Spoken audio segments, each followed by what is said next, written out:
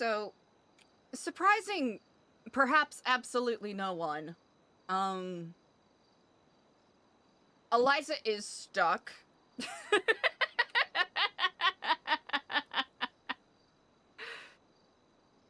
Turns out, trying to go for a cinematic moment doesn't really go too far in this particular regard. So, I've already tried. Here, I'll show you all what I've tried so far. So I've tried crawling. And it's not working. I think oh gosh, there's like a sit chair method that some people use, but I don't think...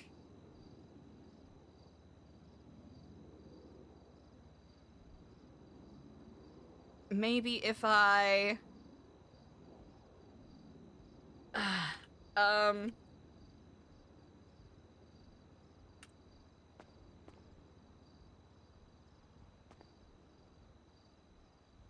Ooh!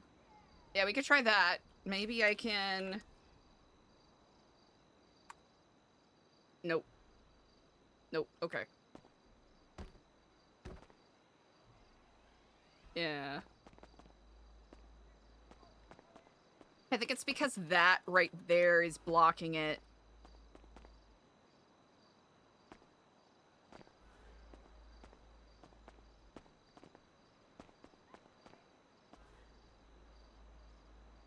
The restaurant has claimed us.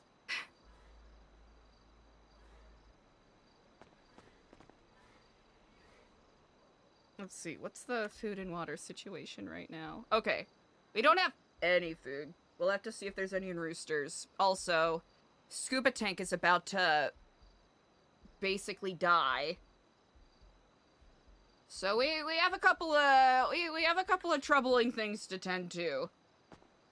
I don't even know what powerful emotes to use. I've exhausted everything I've got. This is everything I've got. I have run out of options. I've done everything. I've done everything.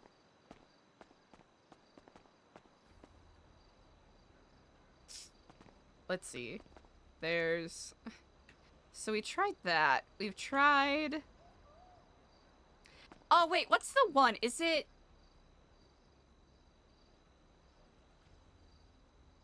Is it that or is it... Is there... No. I think there's one emote that you can do that's mechanic, but I think only male pets get to do that.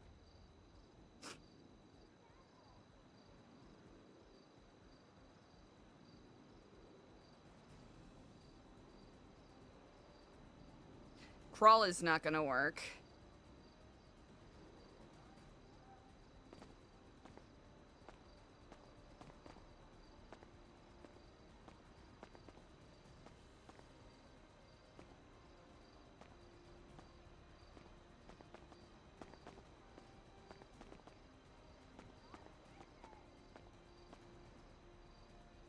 I wonder if...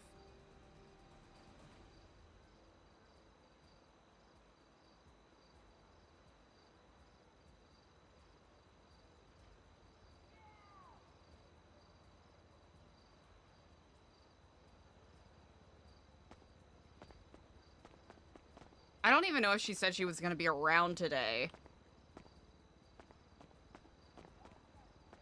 So we'll give it the old college try.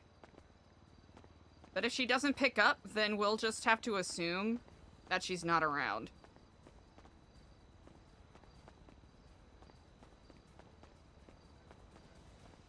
Yeah, if she was around, she would have picked up. Okay. Chat, this is what we're gonna do. This is what we're doing today.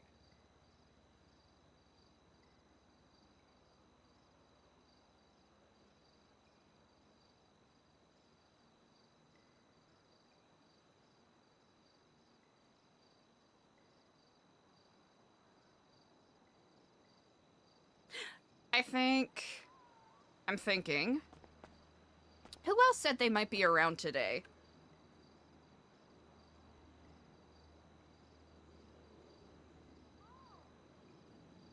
But if he's not in Roosters, might be a bit of a gamble.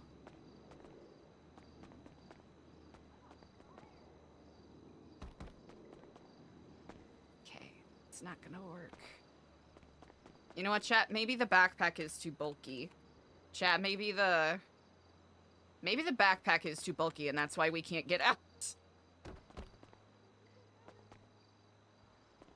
Trial by combat? Okay. No.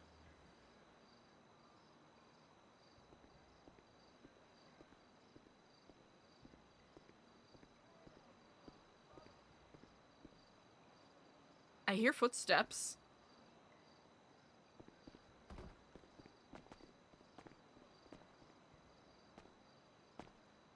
I hear footsteps, but I don't know if it's a good idea for Eliza to be yelling.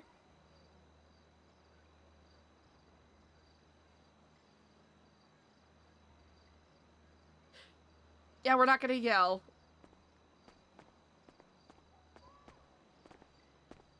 Alright, we tried crawling, did not work.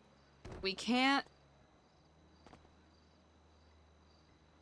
Yeah, yelling is absolutely the worst idea. Hey, Rooster's ghost. You want to give a pal a hand? No, we're gonna figure this out. Okay, that could be... Poppy Cooper. Oh, shit. We still have her as Sophie Wilde.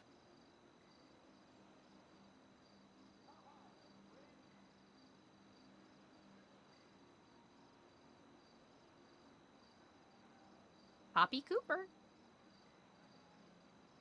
Okay.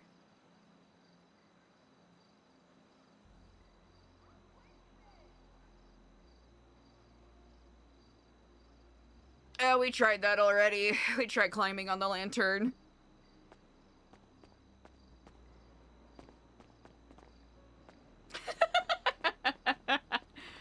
We could do that. That might work.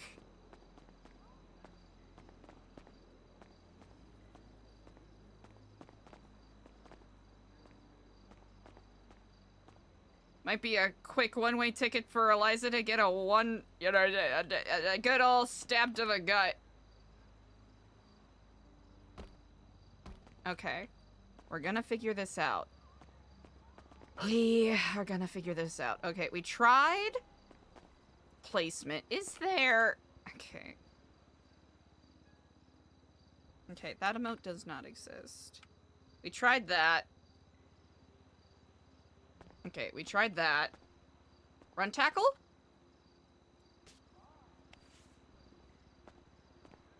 Nope.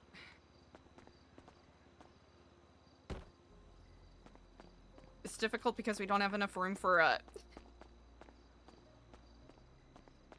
we don't have enough room to get the head start we need.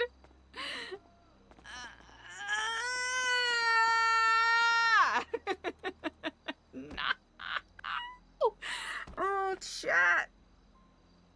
Anyways, how are you all doing? Having a good weekend? I hope so. Yeah, we RP'd sleeping too hard. Eliza's just paralyzed now.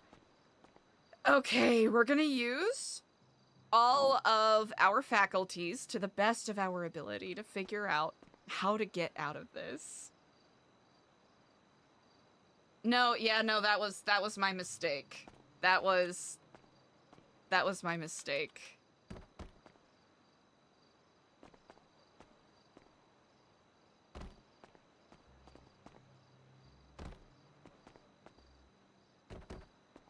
Okay, maybe.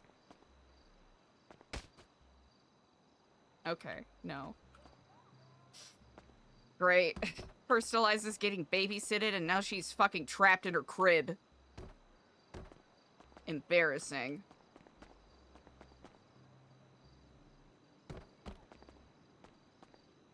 Can't be immersive with our emotes. Can't be immersive with our disguises.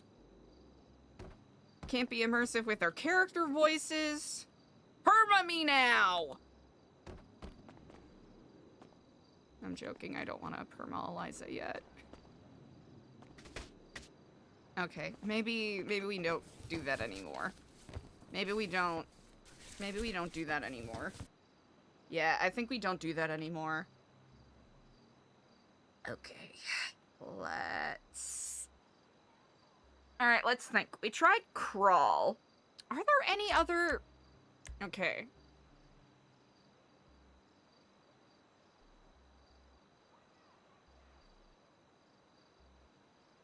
Isn't there... Oh, wait, isn't there... Ooh, okay, there is a dance where you... Not you. Not that one. Not that one. Yes, you! Oh wait, no! You're not moving! No, you're supposed to clip through the wood and go outside. No, you're supposed to clip through the wood and go outside. I'm trying to cheat. No, you're going right up against the wood! Hold on. Okay, what if we just, like, go right up against it? Right? Because you're supposed to... Okay. Okay, okay. Maybe... Ooh, maybe... Okay, hold on. Maybe we do it backwards, right? Go as far back against... Oh, well that did nothing of value. Okay, we'll try... we'll try this. Right?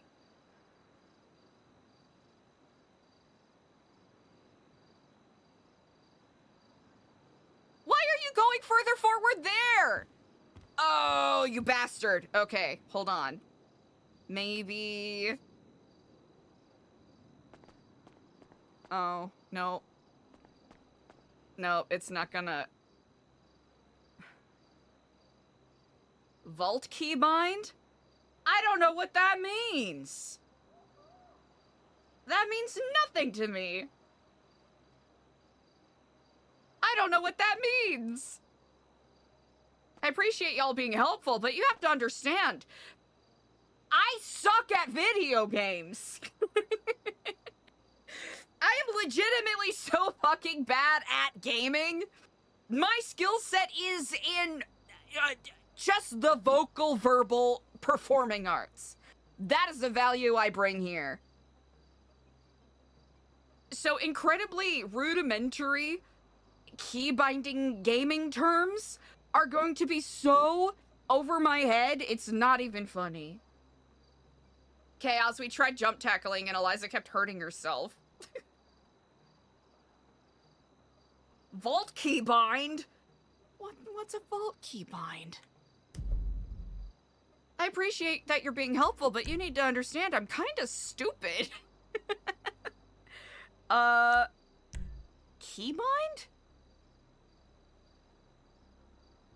Ah, switch to Trevor. There we go. That'll fix it. We'll switch to Trevor chat.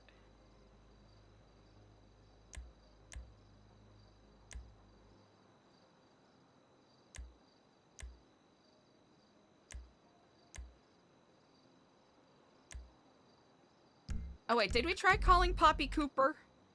Is that a thing we did? Oh yeah, we did. 7 minutes ago. Who else can Eliza even call? I mean, Luciano said that he was not gonna be around. You never fucking know, right? Like, what else are we gonna do?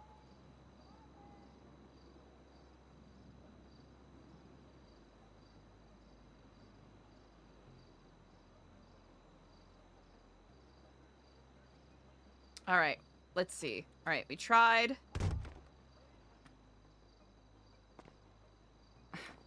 We tried that, but I think our head keeps bonking on that. So it's not letting us do anything.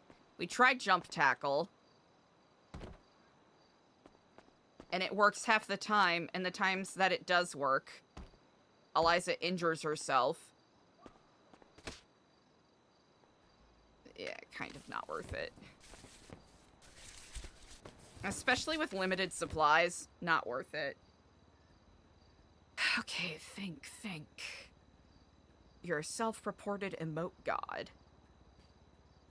There's gotta be an emote that we can do. Do I just start... Here, we'll just... spam emotes.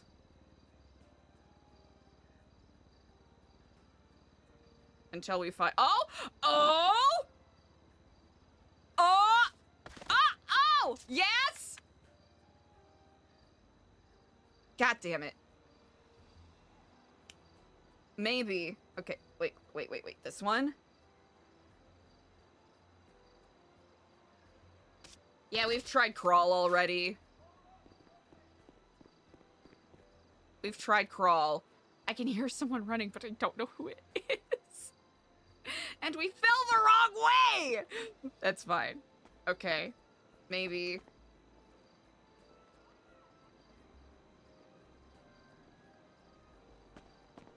Oh, hi. Thank you.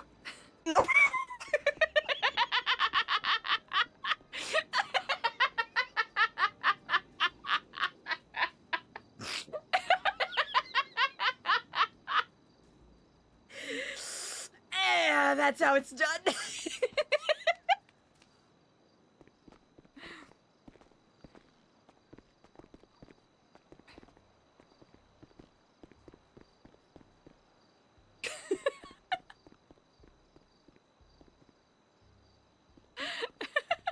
Sorry, this looks like a Scooby-Doo chase.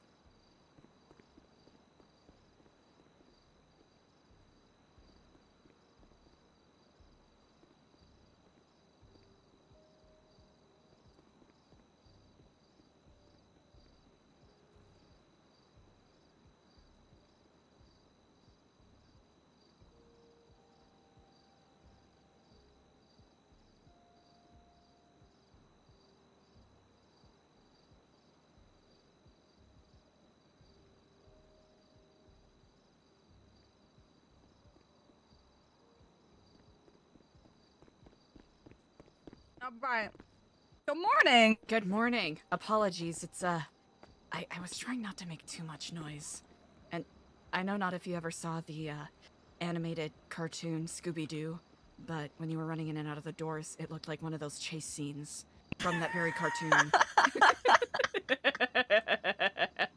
I was making sure nobody else was stuck in their beds.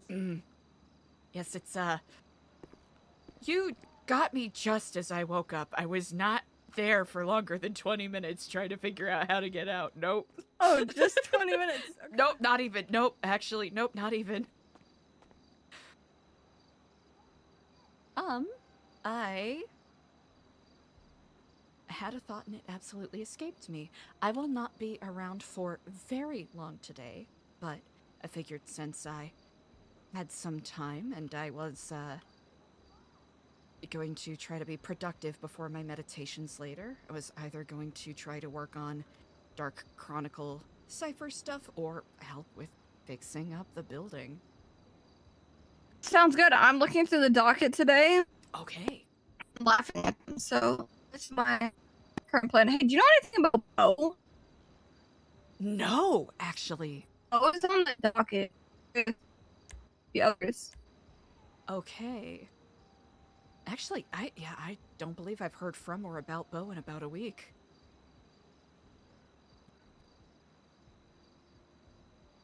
Quite curious. Well, to whatever degree I can be of assistance today, please do call upon me. I'll just be sitting here with my head in the, I guess, tablet for an hour or two. Perfect. Over here.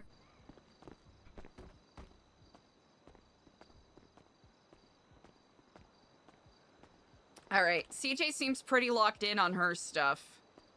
We're gonna see if there's any feud that has not been claimed. Ooh.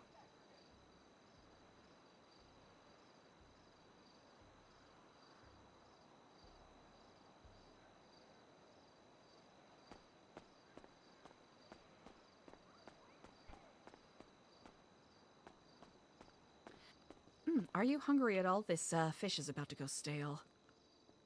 I could eat it. Okay, perfect. It's like right at the cliff's edge. Ah, thank you. Hell yeah. CJ seems pretty locked in on her own thing, and we're not gonna interrupt her voodoo. So, I think the majority of this got cleaned up yesterday.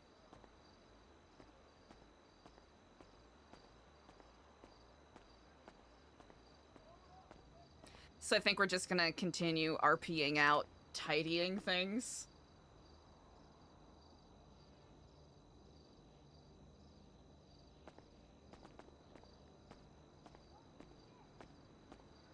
Sweet Gecko!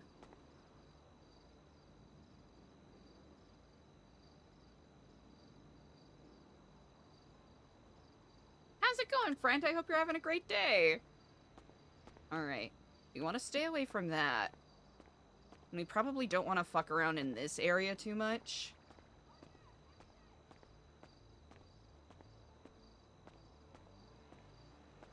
I'm pretty sure those guys swept down this hallway the other day. So we'll have Eliza RP out, you know, doing some cleaning up.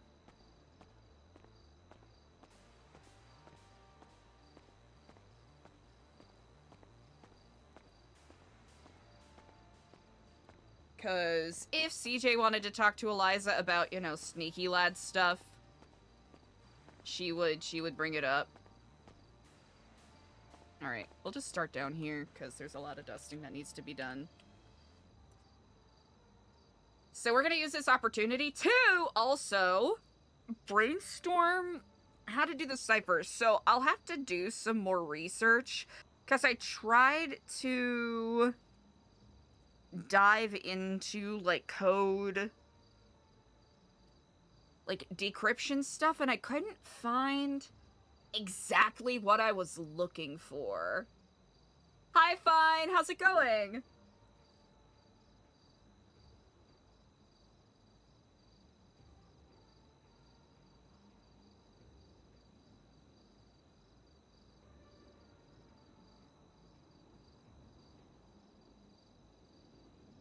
I'm trying to think of ways to do that, right? Because I don't want it to be a situation where it's an issue we've run into a couple...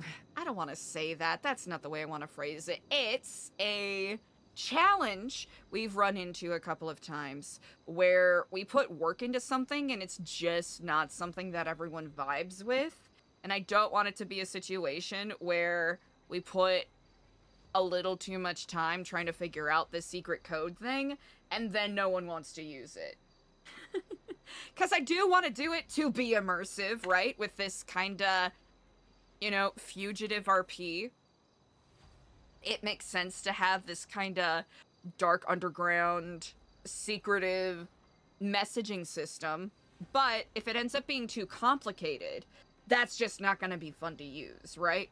So finding a balance between, like, letting it be kind of secretive and cool, but not making it so complex and potentially obnoxious that it drives people away from wanting to use it. Yeah, yeah, exactly, right? Which I want to make it clear, that's not... I'm not trying to do a dunk on anybody. Right? That's not... That's what I'm trying to infer at all. It's just, you know. What would you even call it? Game design?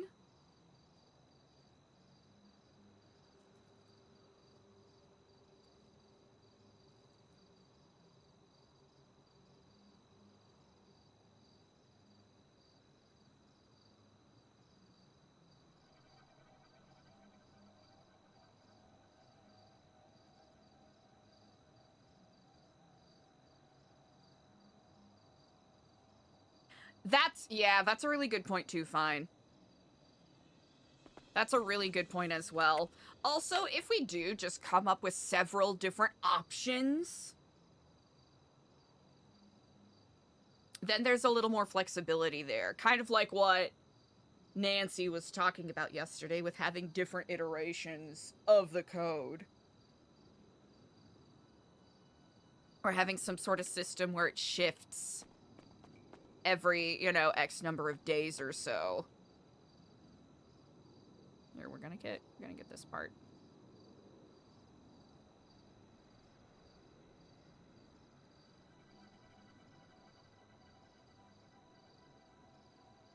I think us RPing this out, is more productive than staring at a blank notebook page. and trying to figure out how to do stuff. I'm trying to think.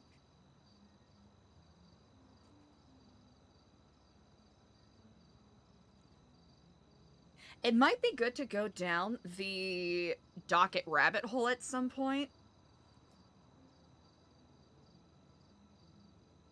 Yeah, this type of thing is very news for Eliza, right? Enough for her to, like, really...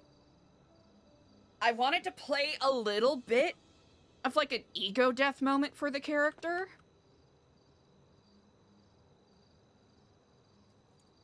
Where she's incredibly unmoored from what she's used to or what she's familiar with. And I think it's good that Nancy, CJ, and Lang have all reminded Eliza, like, hey, you're capable, right? You may be new at this, but you're capable of figuring it out.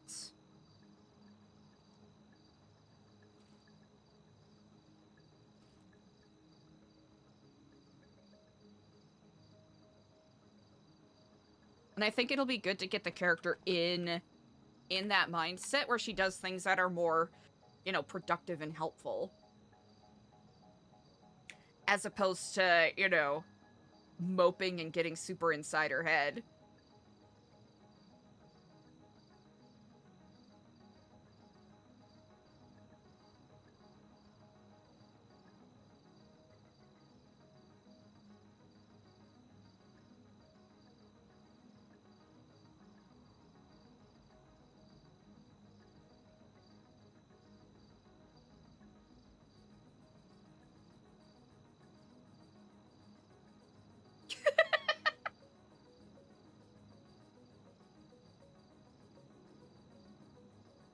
The character interactions have been very fun, and it's very cool to see, or it's been interesting to see the way that different dynamics have sprouted up between the characters with this huge shift.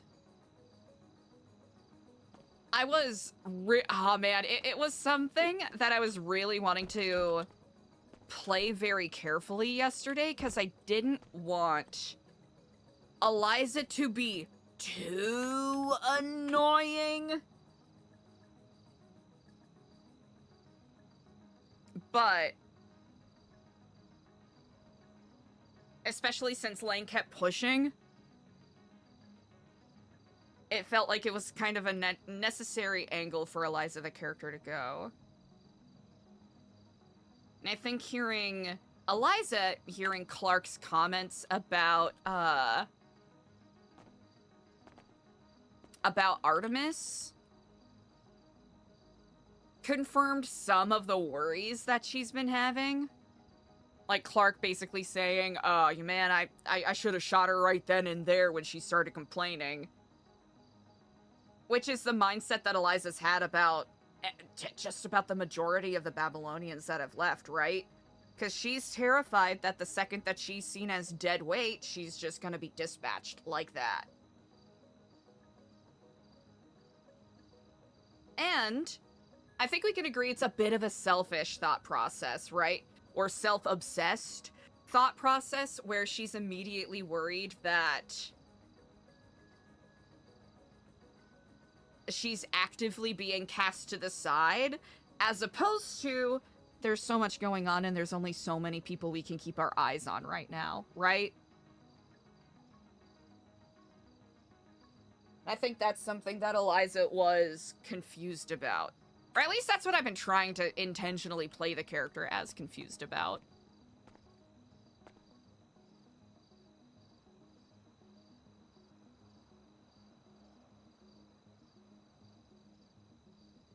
Yeah, I think with that, especially with the chat at the sake chat that Luciano, Skipper, Nancy, Eliza had yesterday, I think that was like a true full circle moment, as you said.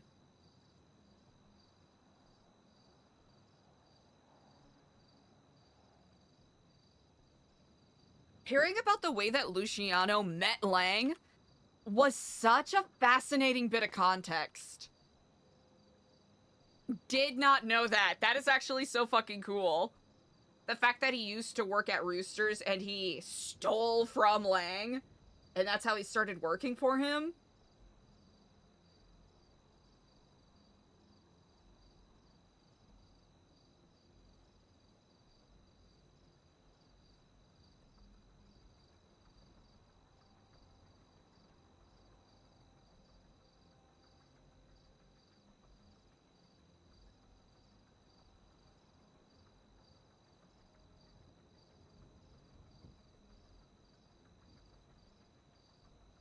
And I think that's the first time that Eliza's told anyone that wasn't either Lang, Alfonso, or CJ that she started out as a, that it started out as a sabbatical for her.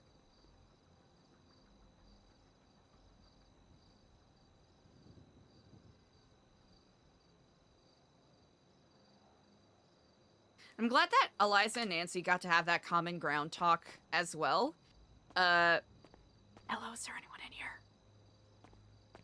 Okay.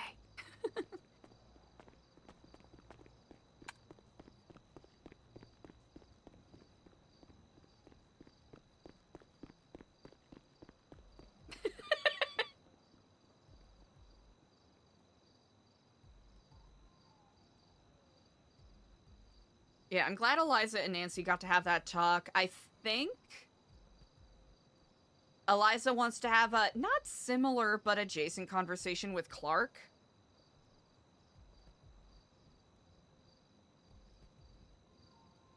Oh, Patch Adams! Thank you so much for the Prime! Thank you, thank you.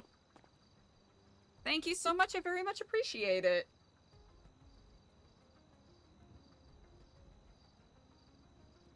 Spazzles, that's alright. It's, I think Eliza's day yesterday, first half was, like, quiet anxiety because she was just in Roosters.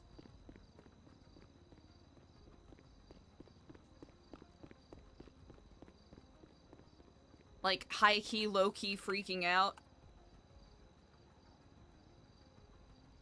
about, you know, the fact that she's not in a position to really help anyone right now.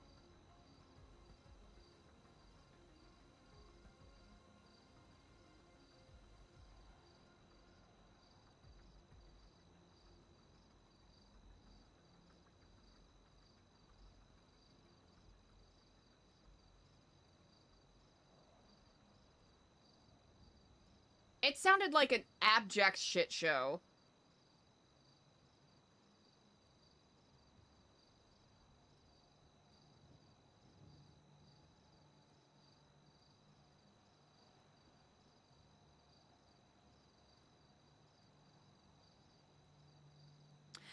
Ooh, how's Eliza feeling about her relationship with Lang? It's like from an objective perspective, it's not like Eliza and Lang really talk that much at all.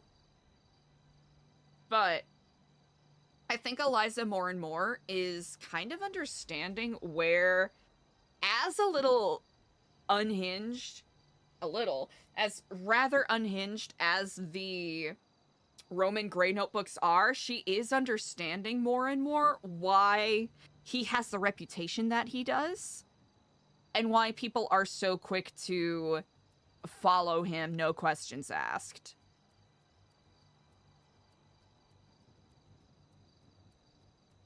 And I don't want to say Eliza's feeling power hungry. I think Eliza is wanting to have that level of just, like, confidence and surety that he, you know, generally carries. And I think it's Eliza's getting more to the point of, like, okay, do I agree with everything he does? Absolutely not. But should I maybe take a step back and observe and learn a little more? Yeah. And I think that's the mindset Eliza's in right now.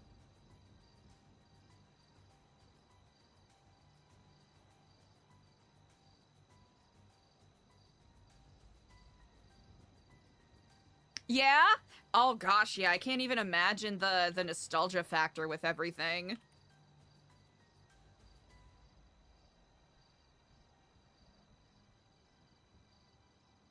Yeah, and while there are hyper-specific areas where Eliza definitely feels confident in her choices and feels like she can have some control over a situation, I think the entirety of the New Babylon arc has been simultaneously reinforcing and breaking down some of those presumptions that Eliza had. And while, in a perfect world, Eliza's previously held, you know, convictions and opinions would, you know, hold strong, hold true. But with Eliza's experiences, a lot of things have shifted.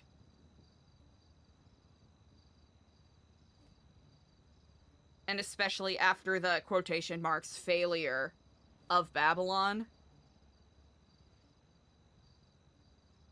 Eliza's taking time to kind of process all of that.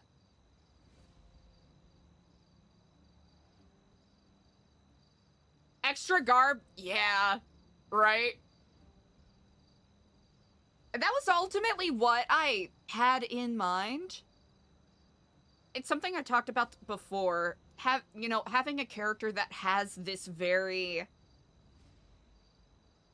Not the good place. What's a better equivalent? Just a very black and white, this is good, this is bad view of the world. Because for a while she had to function with that kind of mindset, right? In order to exist, in order to survive. And in a place like Los Santos, very few of those rules even apply.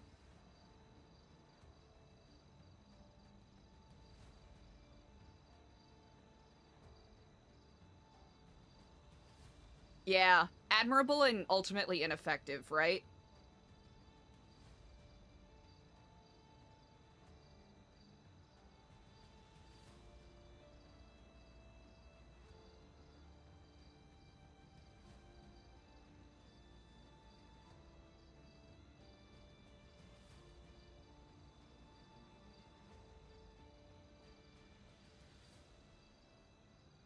Because Eliza built that worldview purely out of self-preservation.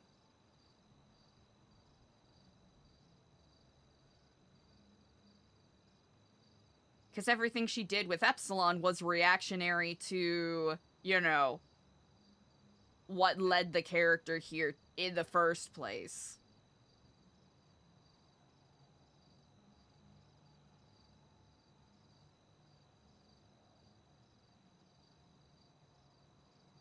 Oh god, this is something we talked about early on.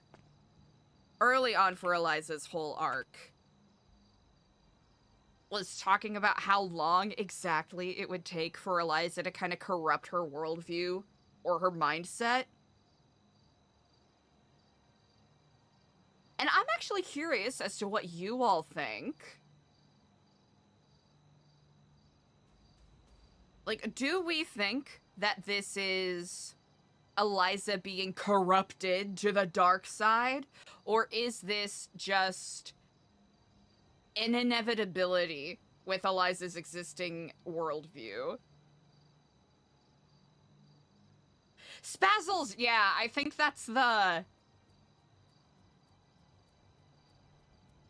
short of it.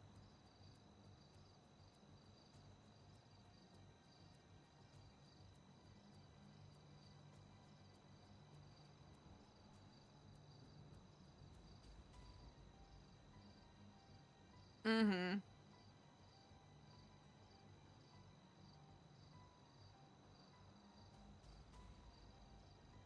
I think the fun thing to think about here is it's not just Los Santos, it's not just San Andreas. If Eliza tried to do the same thing in Vice City, right? If she stayed in Vice City, who is to say that she wouldn't have gone down a similar journey, right?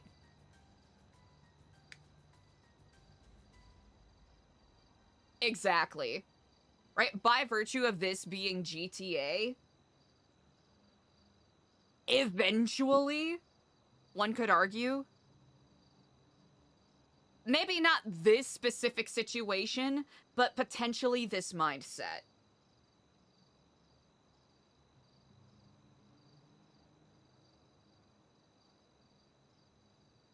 Spazzles, yep, that's why I really enjoyed playing Eliza with such strict, at least from her perspective, strict guidelines. Because it gives us space to, like, just because a character says they have lines that they won't cross, doesn't mean that they won't cross them. So that's a very good read. And it's something I talked about before. Like, having Eliza turn more gray area, more criminal, more whatever you want to call it, more red lightsaber, wasn't something I wanted to intentionally do right from the jump, right? I wanted to make sure I put as many character guardrails up for her progress into that journey,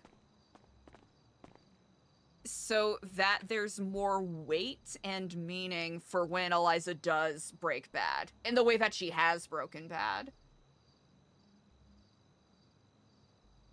Yeah.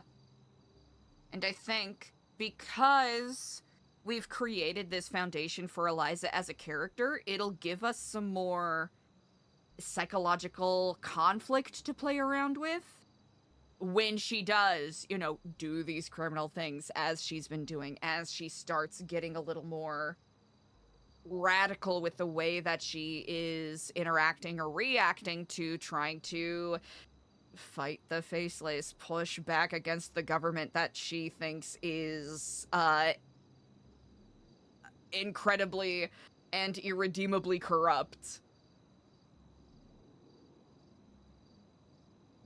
Concepts that she held at an incredibly basic and barely even comprehensible level when she was younger, but now she truly has a fuller understanding of it because of her experience.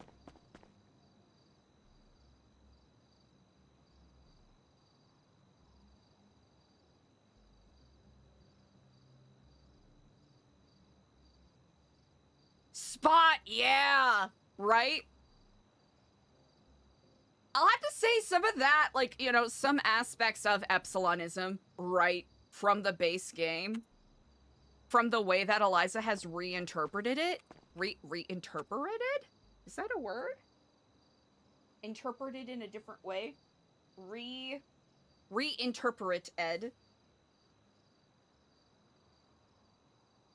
I really wanted to play with that a little more, especially with Eliza, kind of regretting the way that she comported herself during New Babylon.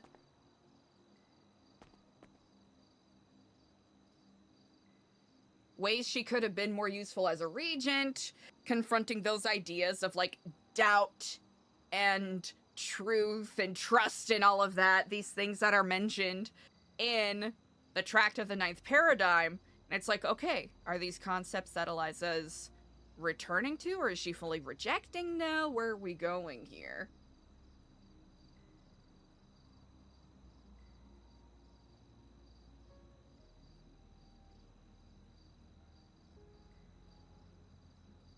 Because there's a line, I'm trying to remember what chapter it is. I don't remember it as much as I used to, but there's, like, a line in the whole Epsilonism book that's like, to doubt is to wish death on another person. So Eliza having so much doubt about everything is like, very much a fear is the mind killer, kind of concept that I wanted to play around with a little bit. And I think, honestly, diving into that for about a week feels like the perfect length of time.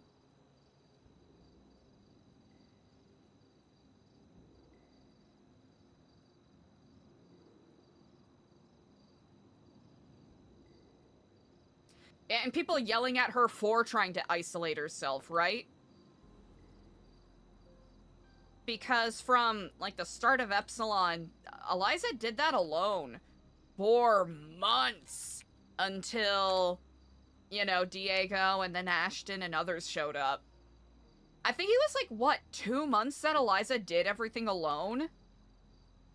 That's kind of crazy to think about, chat. That's kind of nuts. Literally being alone, having people go up to her, make fun of her to her face. And mock her, call her a cultist, and then actively try not to interact with her again. Which is good, right? It's fun for the character's story. And really speaks to how alienating, you know, the kind of lifestyle that she's chasing can be like.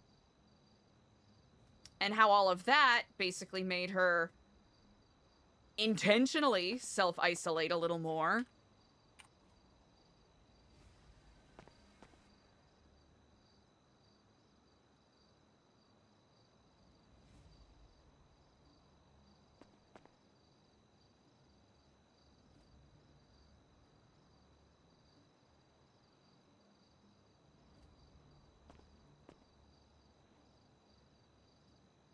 Also, hi, Nova!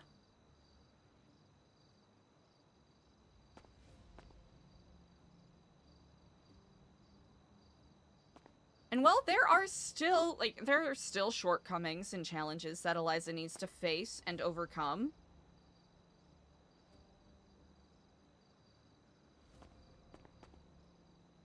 Like, there's still a lot of things to explore, but I think playing where Eliza could go in this upcoming arc, whether or not she's able to stay out of jail, I think has a lot of potential. Because it's been established now that there's ways that Eliza can be helpful and useful while in prison, right? If the worst comes to worst. If shit really super hits the fan. Like, if shit goes incredibly downhill. Actually. I believe everything here was swept yesterday. Yeah, everything here was swept yesterday, so we're just gonna...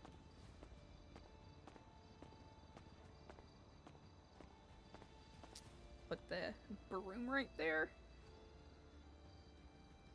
I'll get back to dusting these bad boys. Hell yes!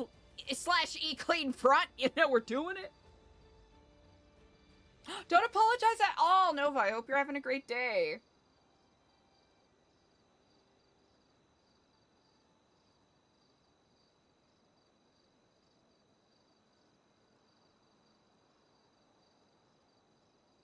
Because I wanted to really play up the stakes of Eliza being terrified, not necessarily just for going to jail. Like, going to prison is pretty fucking bad, right? It's pretty bad. It is a definitive nail in the coffin on some stuff that Eliza's been working on. Even though I guess being on the run for treason is also that definitive nail in the coffin.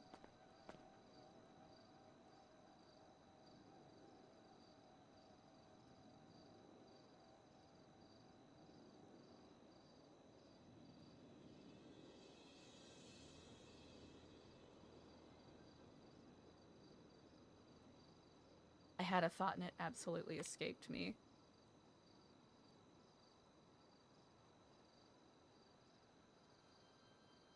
Hell yeah! Thank you so much, Nova! I hope you're having a great weekend.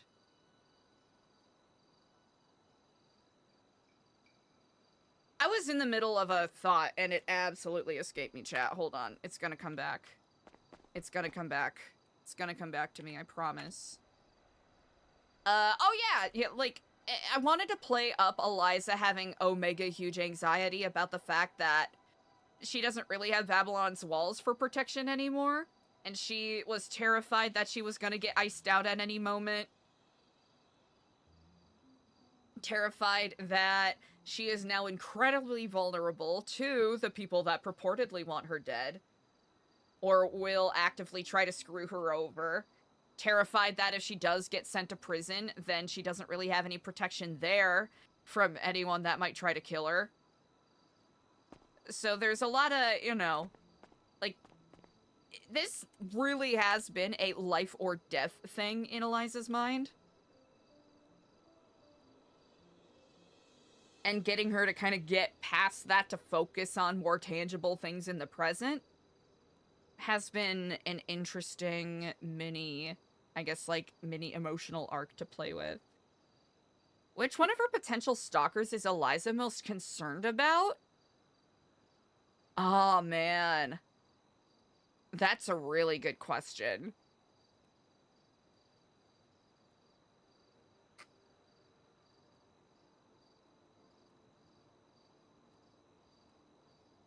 That's actually a really good question. I think they're all kind of weighed equally in Eliza's mind right now.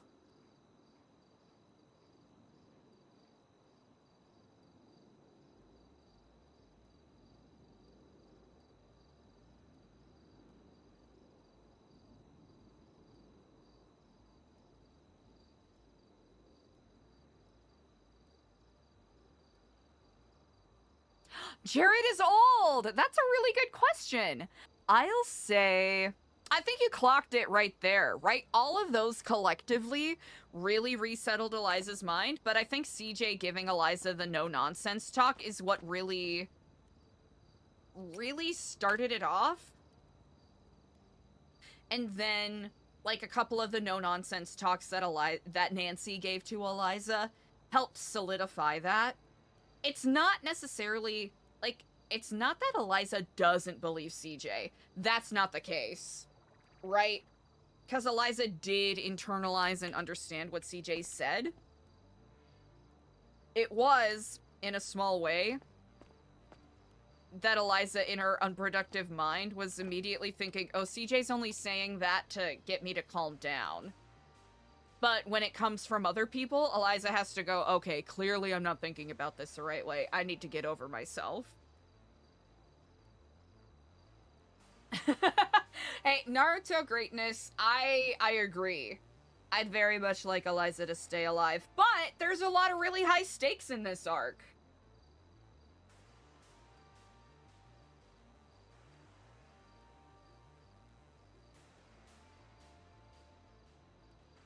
Extra garb, I think you clocked that. And it's, as a performer, right, as a role player playing this character, it's something that I'm still trying to find a good balance for, because it's one thing to play a character experiencing decision paralysis to the point of being inactive sometimes, and I think as a role player, that character choice has led me to be not as proactive with the role play as I generally like to be, and I think that's one of the bigger mistakes we made towards the end of, Eliza's tenure in New Babylon proper. And that's really just a performer, long-form improviser learning moment, right? It's one thing to play something slice of life and take it slow and slow burn, but if it's to the point where your character isn't doing anything productive, it really does feel stale, and it can really contribute to burnout more than I really anticipated. So it's a difficult balance to find.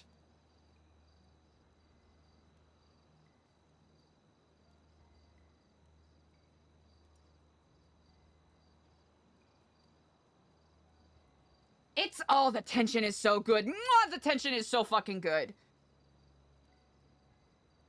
And I want to make sure especially since the character Eliza is now in this headspace, I want to find good places where like, we can kind of liven up the vibes a little bit without breaking the tension.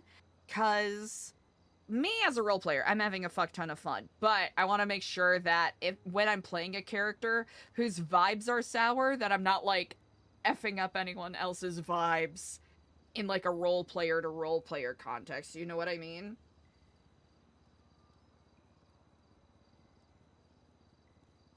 Baby Ariana, that is a really good question, right? Because there's a couple of ways to be proactive. There's, characters making decisions and taking actions without waiting for, like, any external impetus or any permission quotation marks from other characters, right? There's one way to do it. There is having a character that is reactive to any roleplay gifts that you receive from other improvisers.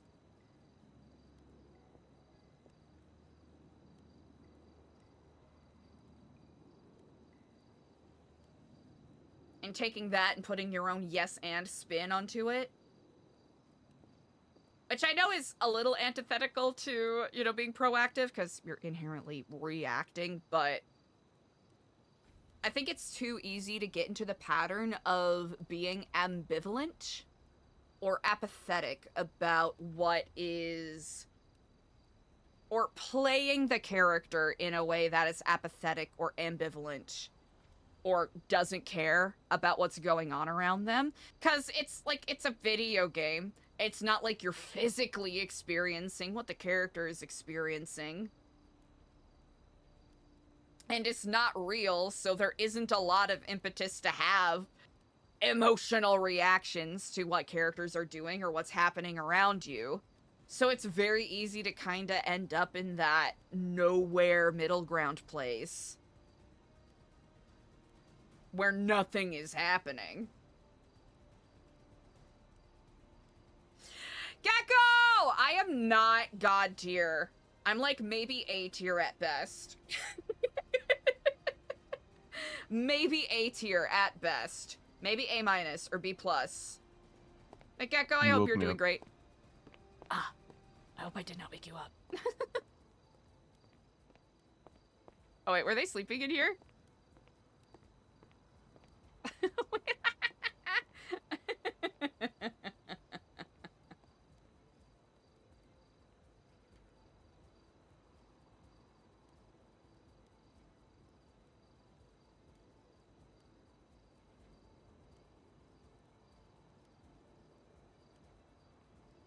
Slice of life domestic anime art.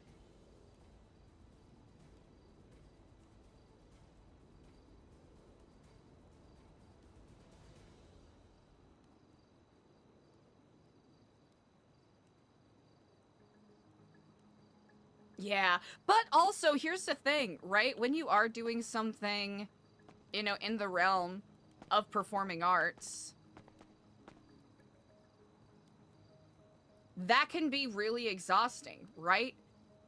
And of course this is very different from doing, let's say, a stage show, right?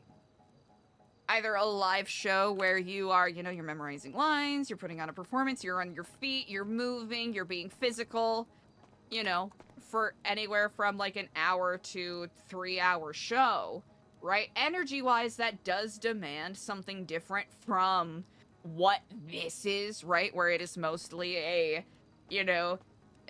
vocal medium where the most physical you get is pressing buttons. But it can be very exhausting, right?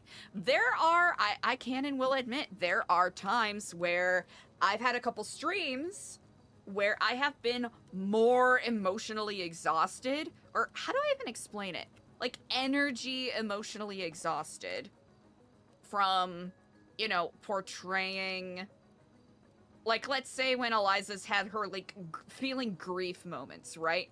I've felt more physically tired than when I've done a 2-show day of King John, right? Or what's a better equivalency that you all might know? Like a 2-show day of fucking Les Mis. There we go. Right? That can be a pretty physically demanding show depending on what track you have. right? A lot of singing, a lot of acting.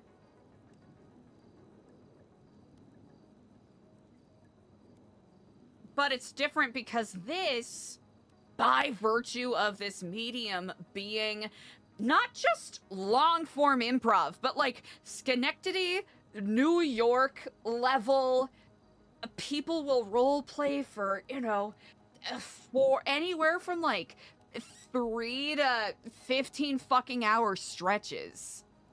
And there's always something going on the server too. So depending on what kind of angle you take, you know, depending on what kind of improviser or role player you are, you'll be approaching it with a different kind of energy, and that'll inform the kind of roleplay that you naturally gravitate to, right?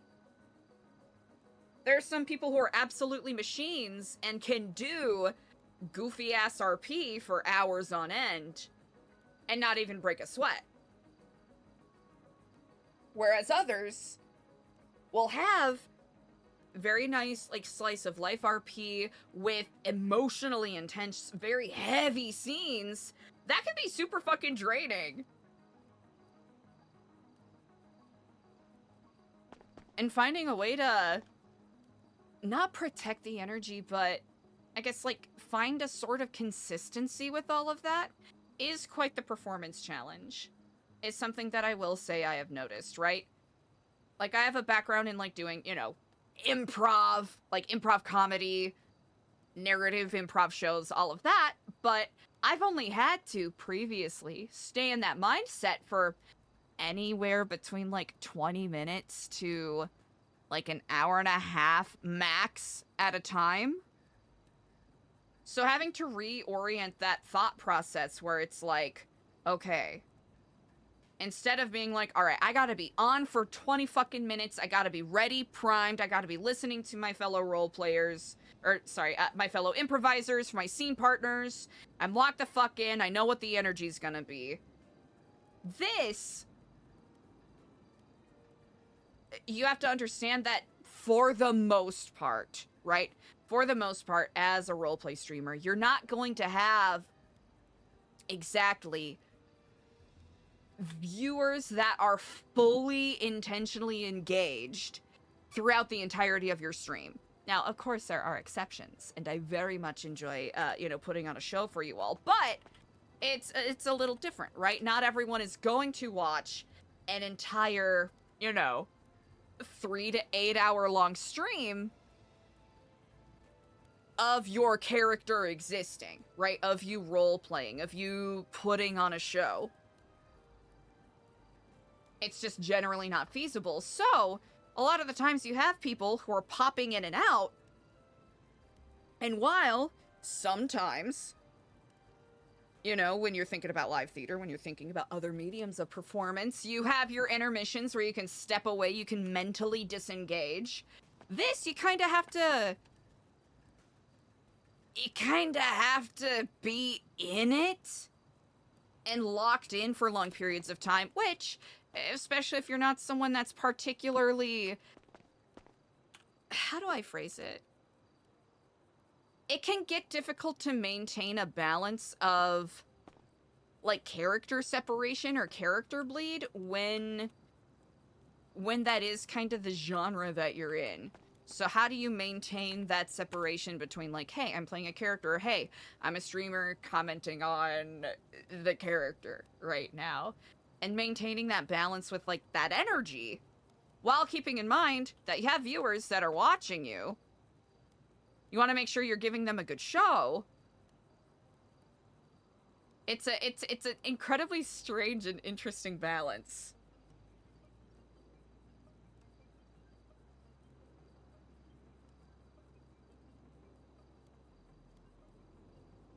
Yeah, it really takes a different, like, it is a high stamina game, right? And I think I just happen to have, for me personally, I feel as though I have the right balances of neuroses and, like, preferences in regards to performing arts, where this just slots so nicely in my favorite niche areas. So I'm very happy and lucky that I stumbled into this realm, right? As a role player, I feel pretty confident in my ability to put on a scene and be engaged in a scene as someone's scene partner. But as a streamer, that is something that I don't think I've really figured out quite yet. And I think it's a fun, overall, it's a very fun challenge to consider, right? There's a difference between being a good role player and being a good roleplay streamer. And I think there's a difference between being a good improviser and being a good role player, right?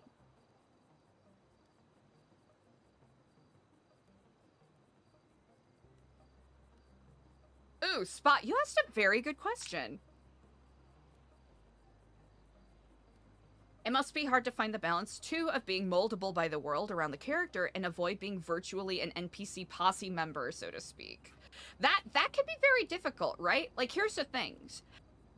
As a character niche, there is nothing wrong with filling that character niche, right? I think there is value in having that character niche. It's something that is supported by the genre of Grand Theft Auto. And I think that's a fun character archetype to play.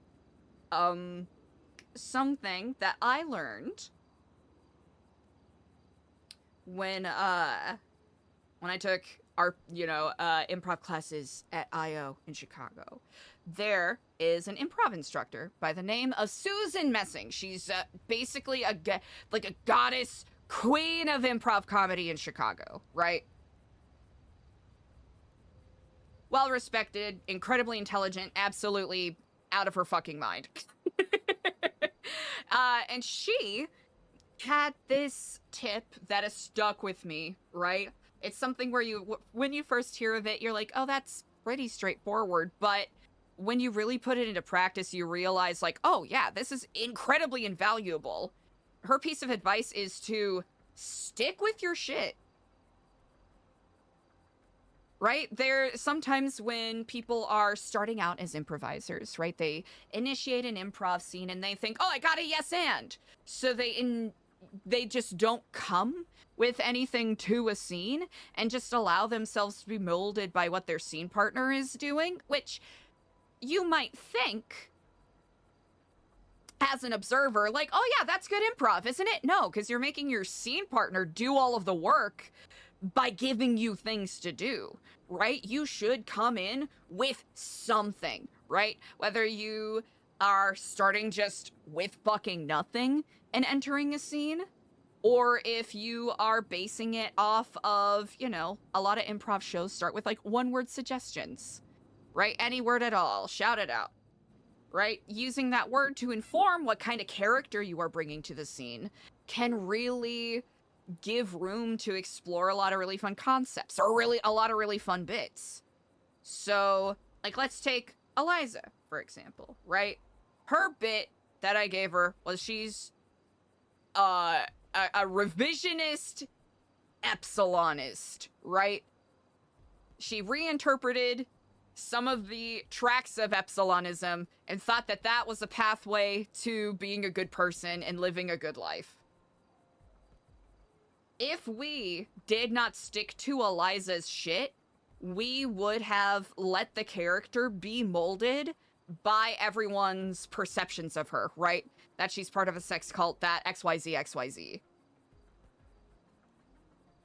And while that can be an interesting game to play with the character, I think that's ultimately not as interesting, especially in a long-form context. Now, if you are someone like, let's say, I think the classic example here is Burn, right? He's really good at playing, like, short-form, one-off kind of, like, jokey or gimmicky characters. And I'm not trying to, like, downplay them as quotation marks just gimmicky, because they're very well fleshed out, right? They have a very tangible game to the character that obviously makes for very fun and entertaining scenes, right? But if you try to if most people try to take a character like that and play it for a long-form story, you might end up running out of steam very quickly.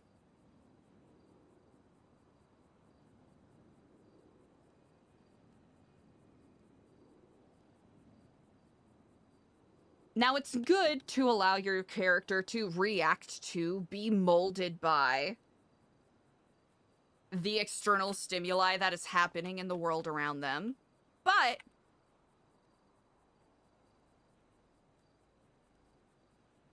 if one moment your character is, you know, if you walk into a scene and your character is a, you know, is a stickler, you know, goes by the rules kind of businessman, and then 1 second later, they're, you know, super goofy and playing a completely different character archetype, that's kind of like, what kind of story are you trying to tell there? You're not really giving your scene partners anything to go off of because you're just kind of fucking around for the sake of fucking around. Which, let's be honest here, there's always going to be an exception to the rule when it comes to, like, you know, improv and role-playing and all of that.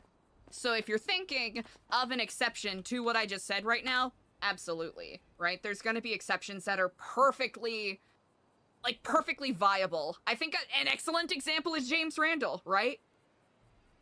This is an incredibly jokey character, where his whole bit is that he's an old man that happens to be a chaos trickster god.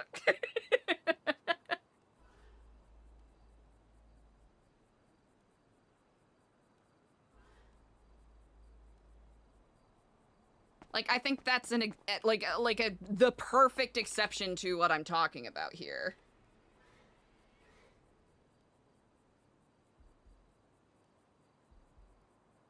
But, long story short,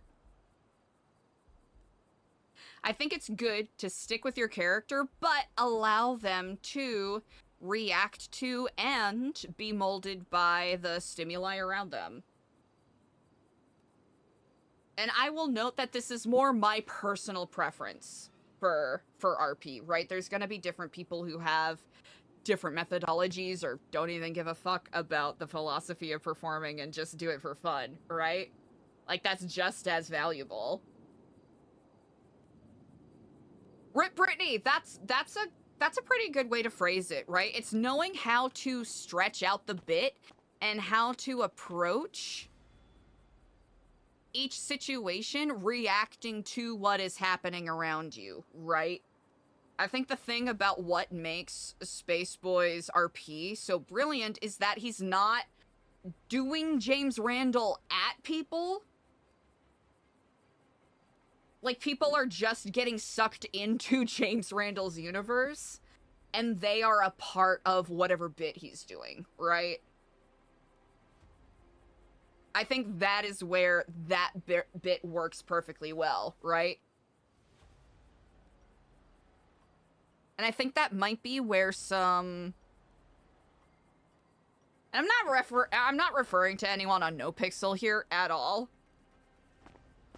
But I think, I don't know if you all have ever had, like, random, just, like, GTA online clips pop up on your phone, and it's someone, like, just rage baiting for the sake of rage baiting, and it's like, oh, okay.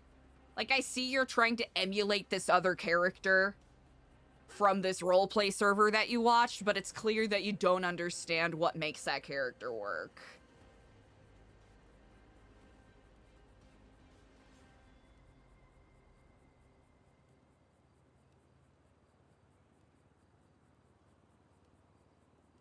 If that makes sense. I feel like I rambled about that a little too much.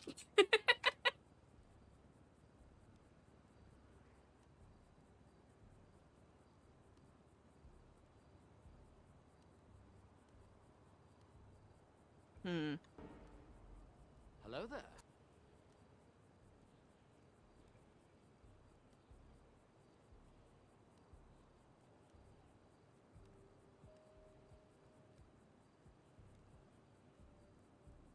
How can you project that into your RP session? Yeah! So, that is a very good question. So, you have created your character, right? You know how they talk, you know how they walk, you know what emotions they tend to feel, and you know what kind of thought process they usually look at the world, right? Do they usually look at it with rose-colored glasses? Are they more, you know, black and white militant? Are they more, you know, XYZ?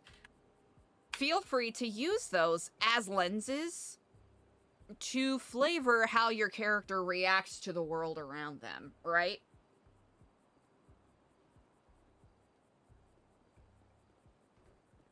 My favorite piece of advice that I love to give is your character should have opinions about things. Like, if your character's whole bit is that they are super ambivalent about everything, push that to the absolute furthest edge that you can pull it, right? I don't care. This is meaningless to me.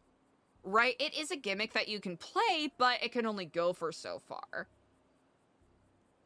If you want to find some depth and richness in your roleplay character, they gotta have opinions. They gotta feel a certain way about things, right?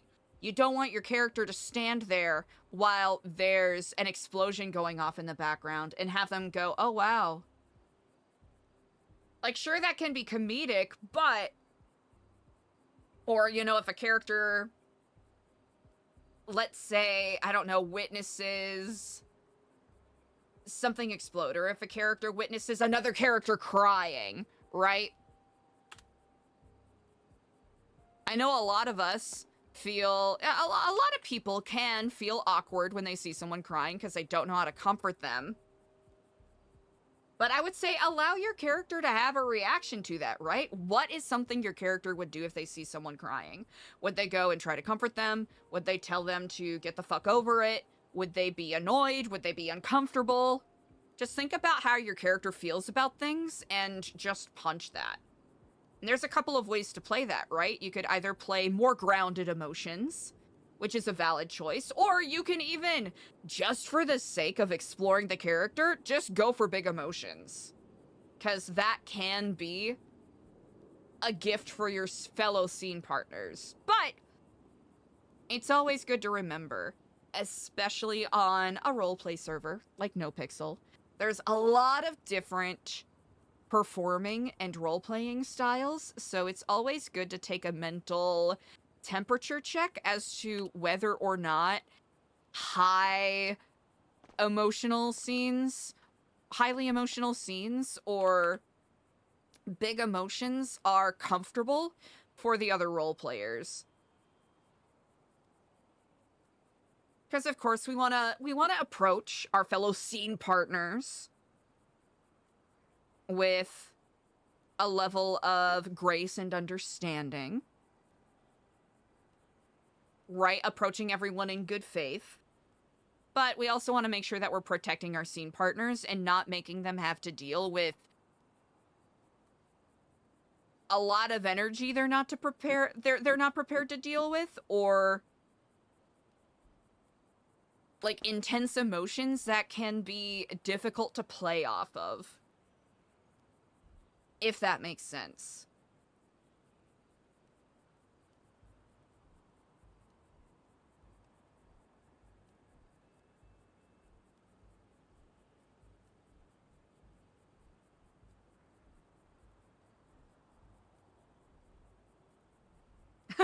You know what? That is just as valid too, right? Just doing random shit to move forward. There's nothing wrong with that. Especially if you feel like your character is getting stale. Feel free, like, I would say it's good to throw a wrench. Like, allow your character room to fuck up, right? Allow your character room to be bad at something. Allow your character room to make mistakes.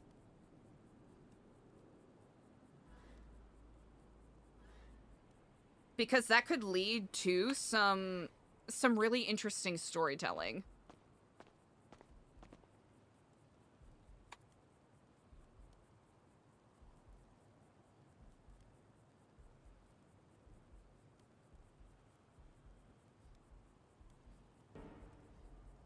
Hello there.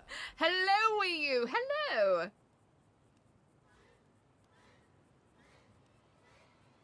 Oh. I feel like this horror music might be a little much. Hold on. I feel like we should do, like, lo-fi beats or something. That's kind of what the energy of this stream has taken on. Hold on. Wait, maybe this?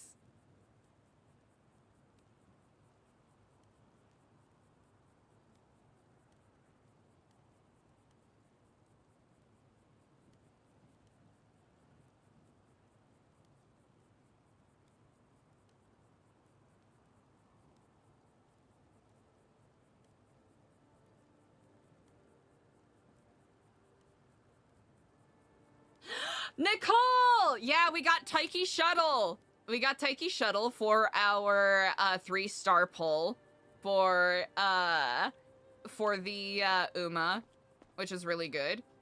And we got Super Creek SSR for the card pull, so thank you again for enabling that.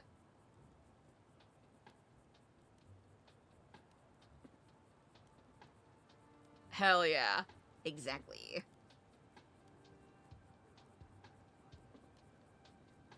But yeah, and I will, just as a brief addendum, I will just say, as a reminder to everyone, this is from my hyper-specific perspective when it comes to role play and improv and all of that, right?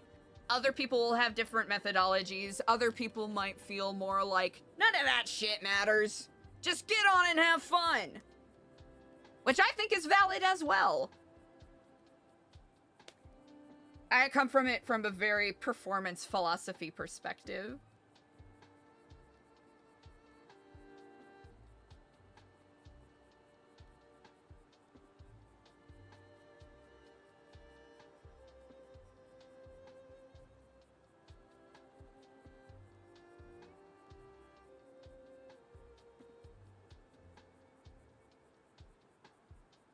Alright. I don't know if anyone was in this room, but... Actually, this seems clean. Okay, except for a couple of spider webs.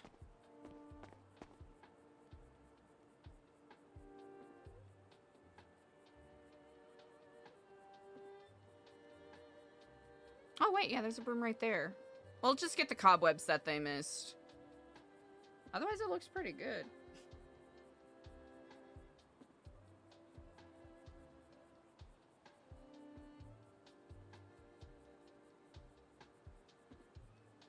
Something that I haven't figured out as of yet that I have found to be a very interesting challenge is how to dance around and deal with, like, performer burnout. I don't know what else to call it. Because it does kind of go hand in hand in, you know, doing this for long periods of time is very different. Like, there are some things that go hand in hand, but this is very different from doing, like, a conventional stage show, where there are definitive times of, like, okay, I'm on, I'm in character, I'm off, I'm out of character. Whereas, while streaming, it's a little bit... I don't want to say a blend, but you are flipping back and forth a bit more, right? There are some people that are purely immersive, they don't... excuse me, like, talk to chat at all. They're just, like, in character. Then when they end stream, they're out, right? Or when they're off the server, they're out, right? Whereas, kind of like what I've been doing right now, is we'll have scenes where we're playing the character, but I'm making commentary outside of it. And I think maintaining that kind of energy and making sure that you're being, you know, ingenuitive, exploring the character, being a present scene partner for your fellow improvisers. There are times where it feels like, this is an easy thing to click into, hell yeah, it feels like the switch is on, I know what I'm doing, yada yada yada. Right? I'm in it. Let's fucking go. Other times it can feel like, oh, I'm not quite in it, and I don't know what's missing.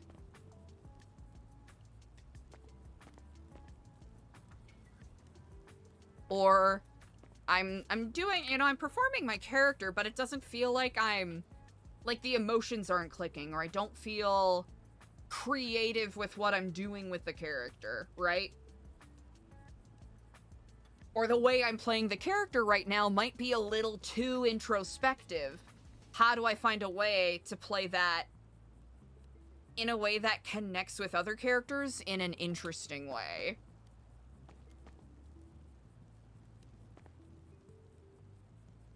If you get what I'm saying.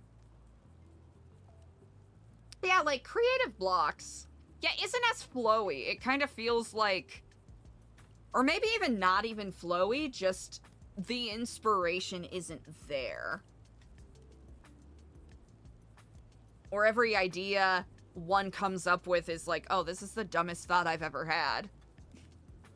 I shouldn't do that. Which I think is kind of a natural part of the, you know, the creative experience, one could say.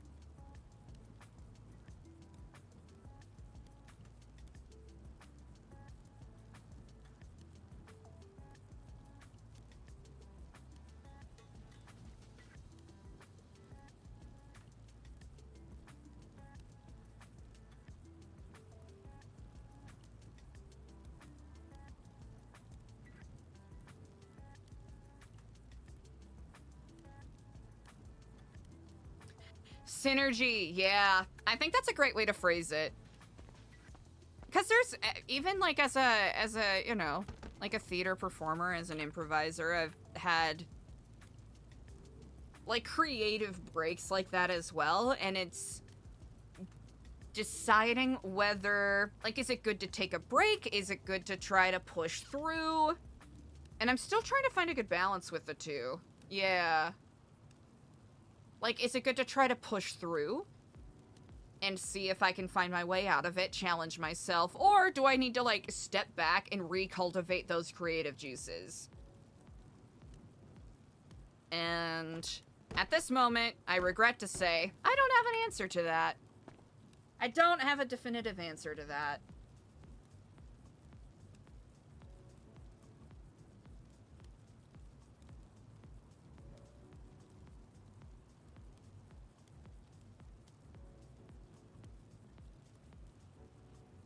Something to explore more for the future, I suppose.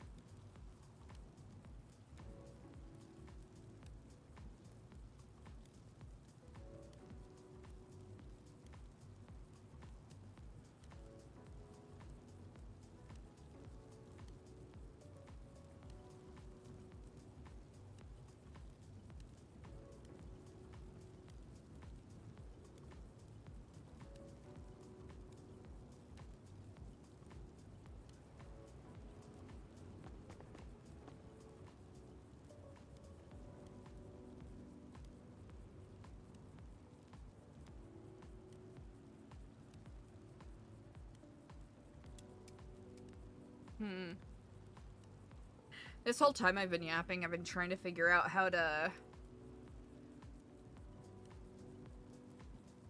do the code thing, and I'll be honest, I haven't thought of any solutions yet.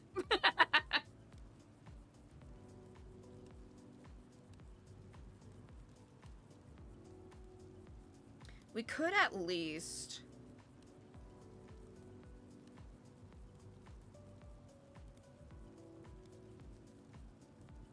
If Nancy and Queenie have already done it, I don't want to step on their toes, but we could work on a preliminary design for the Dark Chronicle. Alyssa Jean! Hello, hello, hello! Chat, if you're not already, make sure you give Alyssa Jean a big ol' follow. Plays Daphne, aka Danny.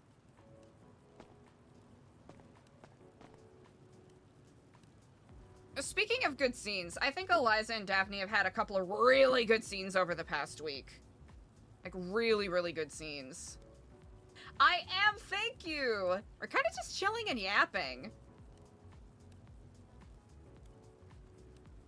While Eliza does some tidying while I try to figure out this puzzle. Oh, hell yeah. But yeah, chat, if you're not already, make sure to give Alyssa Jean AF a big ol' follow.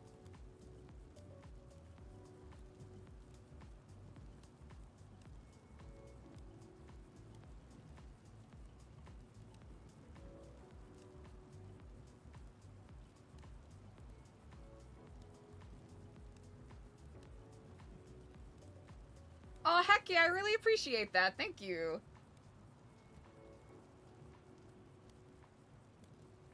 That's my goal. Especially with as action-packed as this arc is, getting those moments to have those, either, like, cathartic or really grounded scenes, I think really break up the energy well.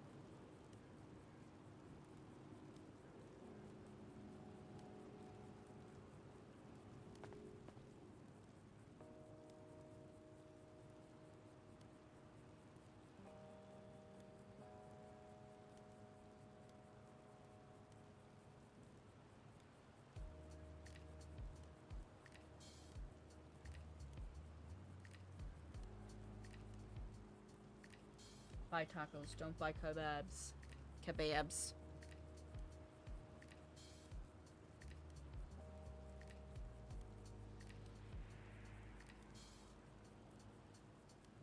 I love how much just plain old uncertainty there is in this arc right now.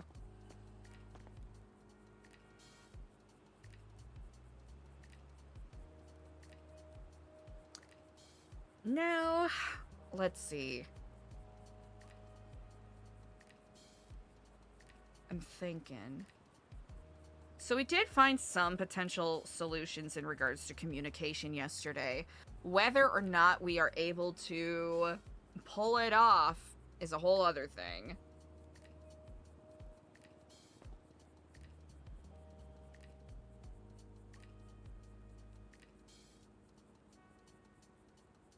Because, ooh, I think Eliza should find out.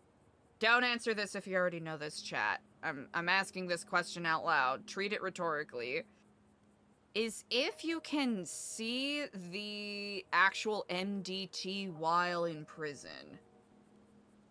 Because if you can, pardon me, if you can, and you can see people's state IDs in there, I think that has a lot of potential. Especially seeing the way that Alfonso was popping off on Twitter, that was so fucking funny. Oh my gosh.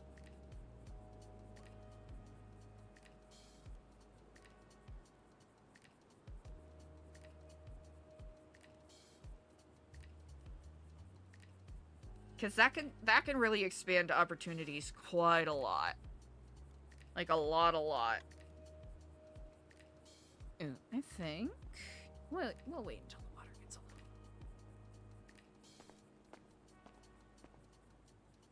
little. Alright. Not too bad. We got some cobwebs in here. Let's see, how much? Okay, we still have a little more time. If Eliza waking up and dusting and roosters is the only thing we accomplished today, I think that's okay. Synergy! No! It's so funny because that Nancy brought that up as a possibility, and I think Sadie Cooper, right? We can't go Crow Postal anymore, but ooh, okay, what could we call it? Okay, we can't, we could still call it Crow Postal if we really wanted to.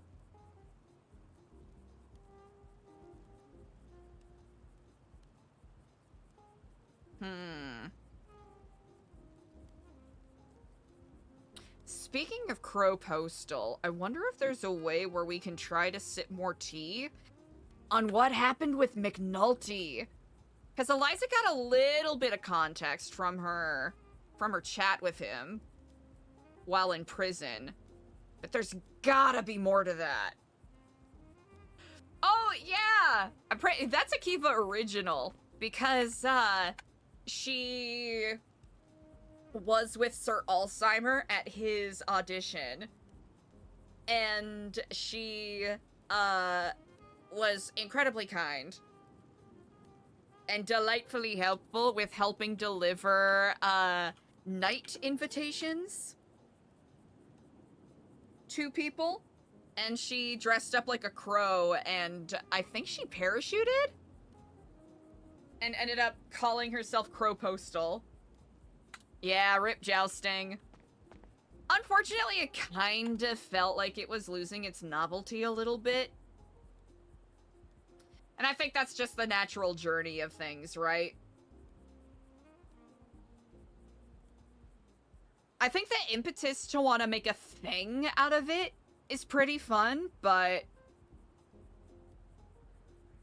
I think A, with all of the other events that were going on all around San Andreas, and B, all of the everything that was going on in Babylon, it just wasn't going to be consistent enough.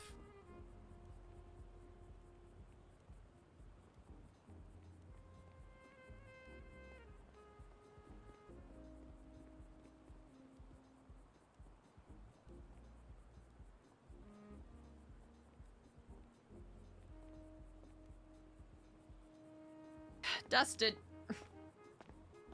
Gotta get all these fuck-ass nest boxes out of here.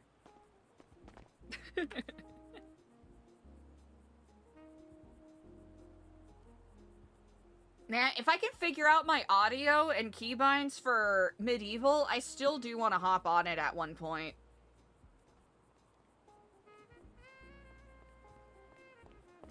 You've been working so hard. Oh, thank you. Thank you so much. There you go. I appreciate it. Thank you kindly. Aw. Hell yeah. That couldn't have come with better timing. Alright, let's fucking go.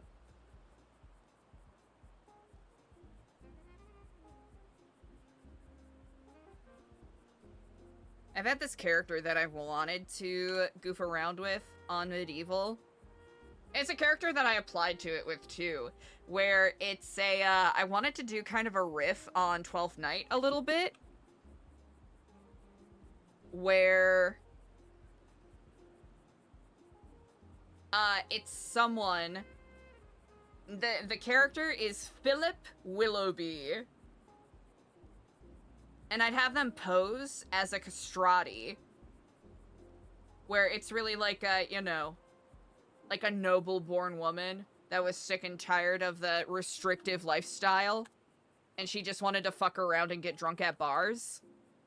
So she basically binds herself down, speaks in a goofy voice, draws a beard on, and pretends to be an like a castrati that grew out of being a part of the choir. And just goes around and gets rowdy and drunk at bars. I really wanted to model it off of a, like, not Viola from 12th Night, but like a touchstone from As You Like It kind of fool.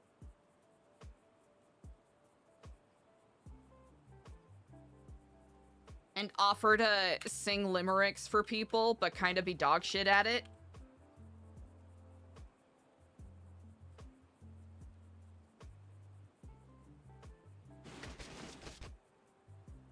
Isekai? I heard that.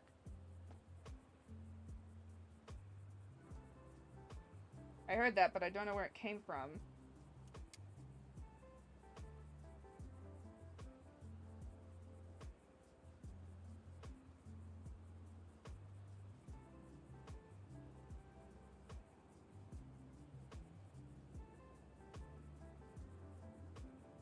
Honestly, I don't know if they would allow that, but that would, oh wait, who is it? Oh man, there was this Red Dead streamer that, oh man, this was a while a fucking go. I'm trying to remember who it was.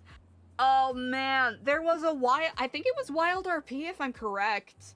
It was a Wild RP streamer who, I think it was on NoPixel, like back in 3.0. I'm genuinely trying to remember who it was, because it was so fucking funny. It was a Red Dead RP streamer who pretended that their character from Wild RP got isekai'd into Los Santos.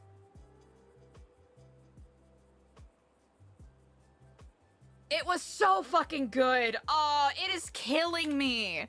It wasn't Mr. Moon's house. Who was it? Oh man, I feel so bad because it was some like genuinely like phenomenal RP. It wasn't Mr. Moon's house, but I feel like it was someone that ran like with that posse. I'm genuinely trying to remember.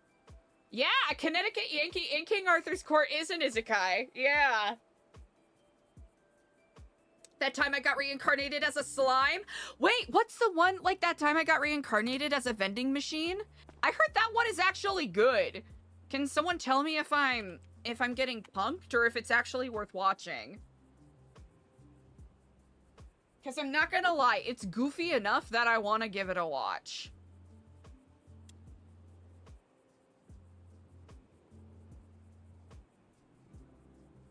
I don't want to get punked again like my dear friend Nokotan, which I really enjoyed the first couple of episodes, and then it just got... It just got a little too weird for me.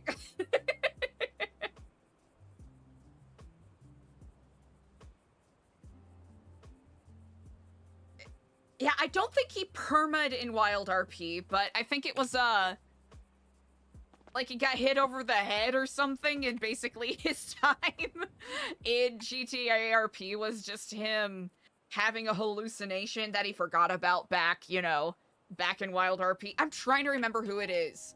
Oh, it is killing me that I don't remember. It was funny as fuck, though. Ooh, Del Rico, that's a really good question. It's not ringing a bell at present, but I'm also just not remembering anything, so it very well could be. Chachi, absolutely not! Get that goddamn robot out of here. He played Arthur Morgan? Arthur Morgan! Was it Goose? I almost want to say it's Goose. I almost want to say it, but I'm not confident.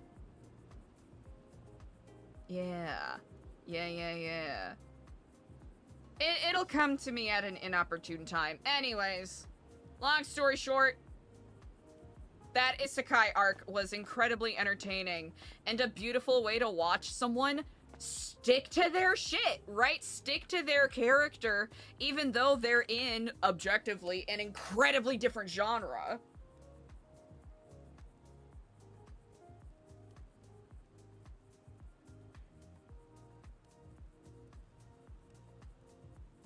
Like, while being isekai, this role player could have very well, you know, dropped the vocal affectations, dropped other things just to match the genre of GTA, but he stuck to his original character, and it led to some really compelling RP.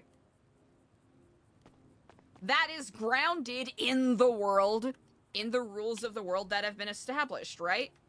Is it grounded in reality? No, absolutely not, right? No one has been isekai'd in reality. At least as far as I know. There might be some theoretical physicists that disagree with me, but that's neither here nor there.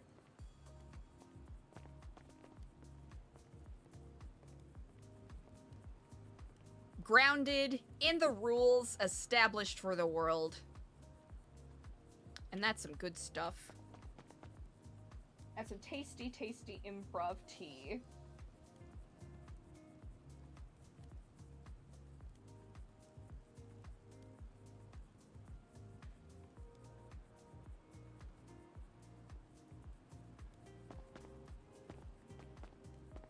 I'm not gonna lie, I've been kind of hoping that my yapping would bring up something more interesting, but it hasn't. Ooh, Eliza should, we got a call from a number that we don't know. 0816. That we should probably check in about.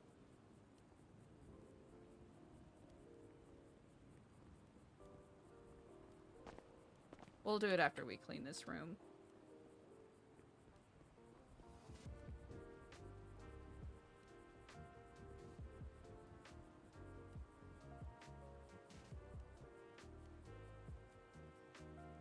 it was him? Okay, cool. That's so fucking funny. But also, ChatGPT said it, so I don't believe it. I'm not gonna believe you're hallucinating, robot. You robot. You robbit.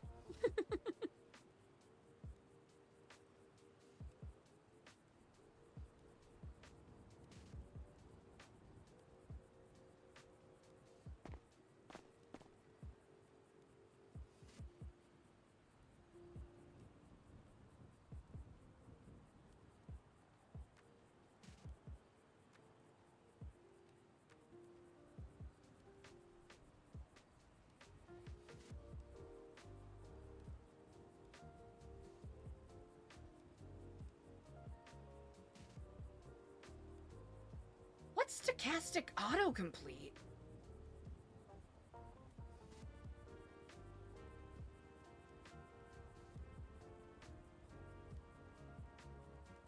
I'm a troglodyte, chat.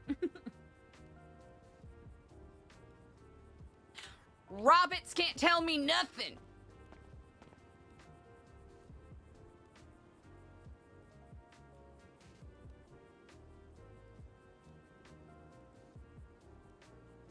Only Robbit I listen to is my 28-year-old Tamagotchi, and it's telling me it's hungry.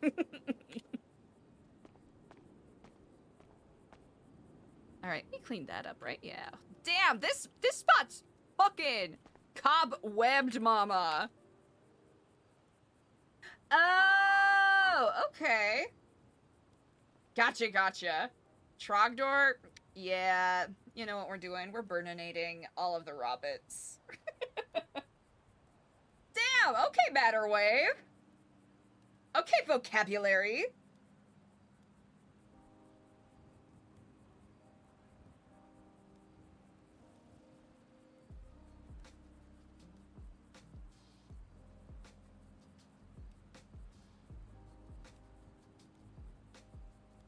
I learned something new today. What a delight.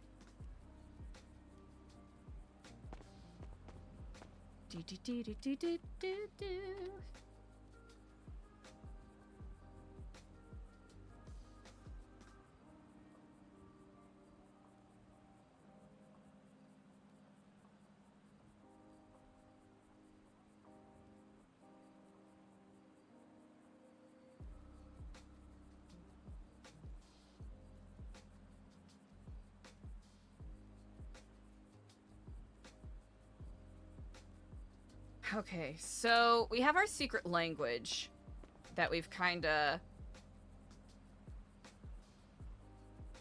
We're gonna try to get these up here. Okay, so we have our secret language that we kind of created the sigils for, but how do we make it easy for people to use, right?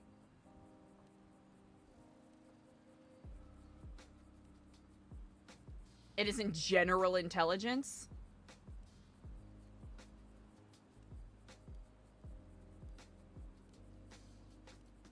Flashcards, yeah. Where it's simultaneously wanting to make it immersive, right? Simultaneously foolproof, but not so easy to crack that anyone can crack it. It's been a while since I brought this one up, but... Wait, are we going the wrong way? Are we going the wrong fucking way? Oh yeah, because we're trying to go that way. Cha. Okay, we did. We're meant to go this way.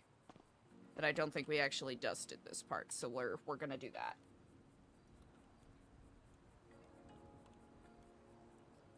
It's unfortunate that the fake IDs... Well, I mean, the fake IDs could still come in handy. Especially if we're able to... Oh, man. If we're able to get... Oh, it'll be so tricky. If we're able to find a county clerk that is willing to take pictures and put them in the database, that would be wonderful. But It sounds like it didn't work for Vlad. I wonder if there's anyone else that's, like, of the general public that is getting questioned to that degree. I'm wondering if there's a way to not combat it, but maybe work around it? That's what I'm wondering.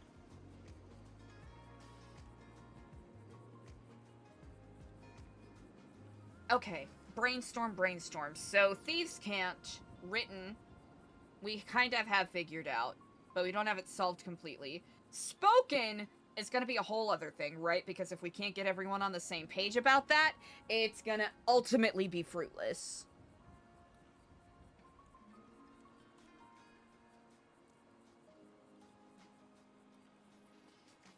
Meeting places, I think. Oh man, I think we'll have Eliza make this, ask it as a question and not make it a suggestion. Group meetings might be a little too hot, so what if they simply share the minutes of the meeting or, you know, key points that need to be remembered for the meeting in the documents with certain group leaders during the meeting time each day. I have not seen Demons of the Shadow Realm. I've never watched ReZero. Hell, I still have to catch up with Jujutsu Kaisen. This season so far has been beautiful! Oh! Some gorgeous fucking animation.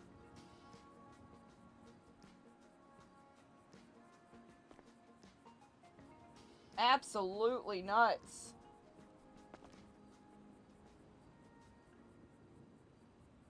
Alright. Carefully. There we go.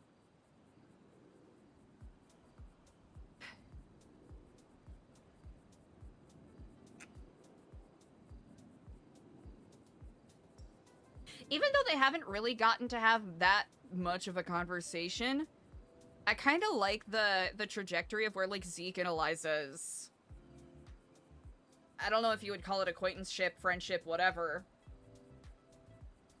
Alyssa Jean, I feel that so deeply. I'm so behind on everything, but I'm also sitting here rocking back and forth, hoping and praying for another season of Apothecary Diaries to come out as soon as possible. Okay, I'll have to give it a proper check because I have been recommended it a couple of times. I just simply haven't taken the time, admittedly.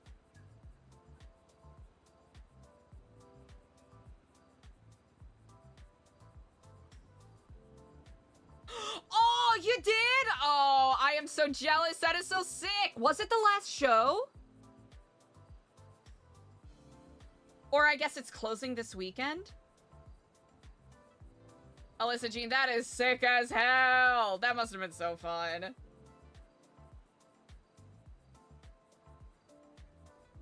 I've talked about it before. I'm kind of a filthy poser. I feel as though I should probably, like, properly catch up and watch certain arcs of the One Piece anime, because I ended up watching up through a little past Skypiea and then dropped it just because the pacing wasn't my cup of tea. But then I started getting caught up on the manga, so I'm fully caught up. And I'll admit, I could go the One Piece route, but what if it's, you know, one of those things where, like, I try to watch a particular episode that's lauded for its animation, and then they cut out stuff, because I heard, what is it? That one, like, stretch of episodes during the Wano arc where, it had that, like, special flashback animation One Piece cut out. Hey, Dylan, what's up? Really? Wait, that's sick! That's cool as hell. That's cool as hell.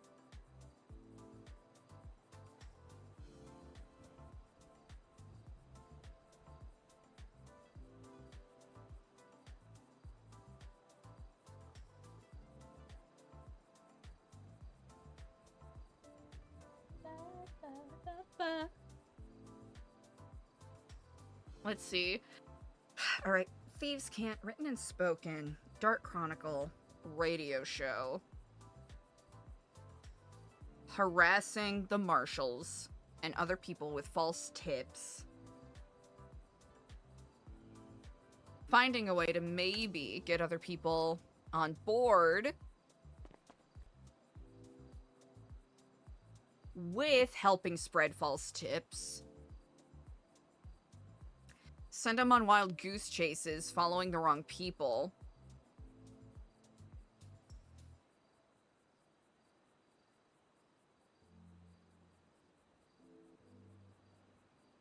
Actually, pause on dusting.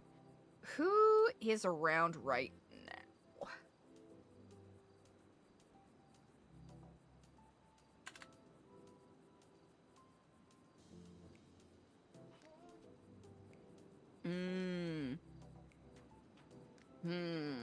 Okay.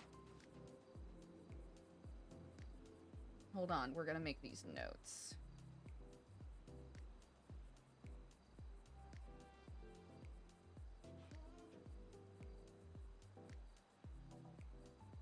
Oh, that's pretty cool.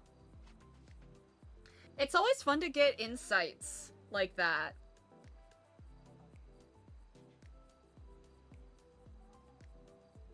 Oh, you won't watch it until it's finished? Alyssa Jean, I hope you have 20 years.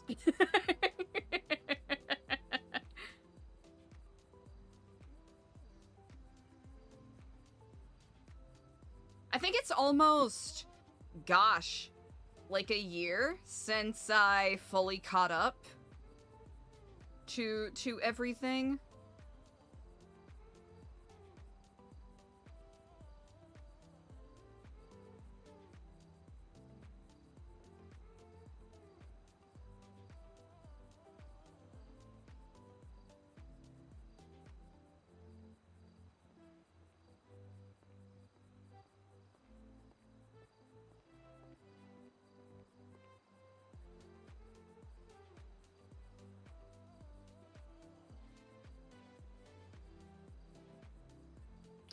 Alright, we're gonna make these notes.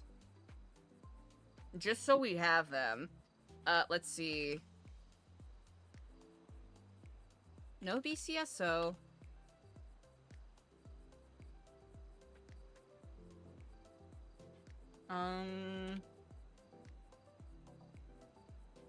Okay. Trying to think if there's any others. Probably not.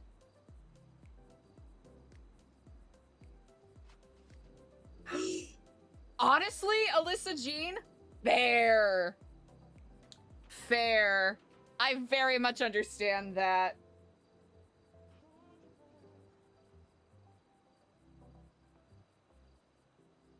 It keeps getting rumored that it's gonna end soon-ish. But then again, I guess that was rumored around 10 years ago, and look at where we're at now.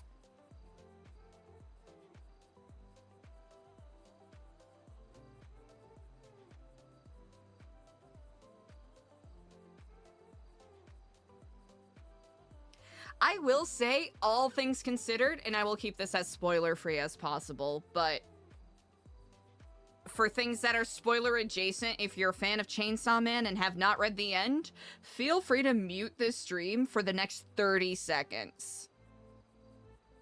All things considered, I actually enjoyed Chainsaw Man's ending. Was it my favorite? No.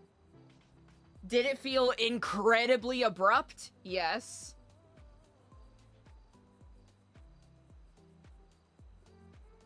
So I think as long as, you know, Oda doesn't do like a hard pivot abrupt ending, especially with all of the world building he's been doing the past, like, dozen chapters.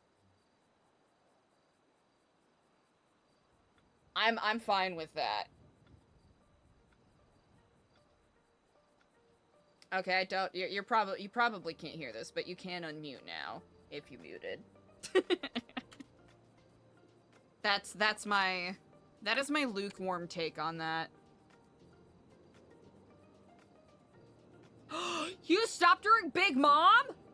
Damn, not Whole Cake. Oh wait, are you talking about like Whole Cake Island or? And back, welcome back, welcome back. Dude, One Piece has been, I love lore. I love a lot of dense lore, and it's just been, it's been very delicious. Here, we'll tidy this up.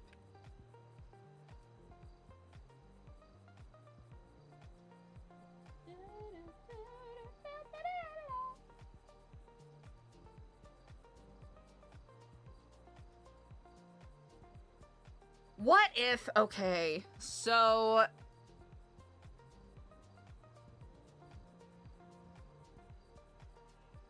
Yeah, I will say, and this is probably, some people are probably gonna say this disqualifies me from even claiming to be a One Piece fan.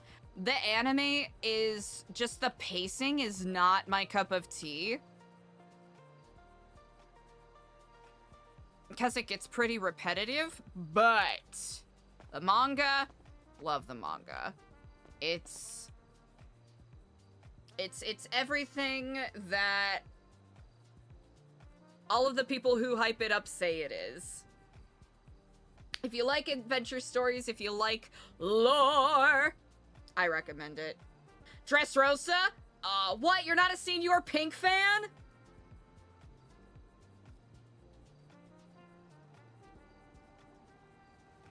I think because I'm an Usopp apologist, honestly, Dressrosa is pretty long. I think for a lot of the arcs that people, didn't enjoy for their length, I think because I tend to read things pretty quickly, the length didn't really get me because I got to sit and read it almost all in one sitting. I think that's where I benefited from that. Whereas, if you're doing it weekly, oh my gosh, that's gotta be such a fucking slog!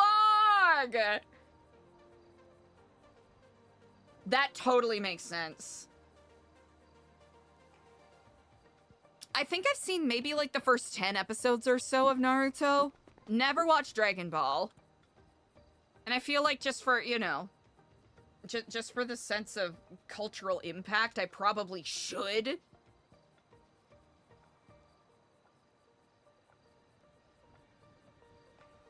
Like, a lot of these things that I probably should have been more familiar with when I was younger, I was never exposed to it.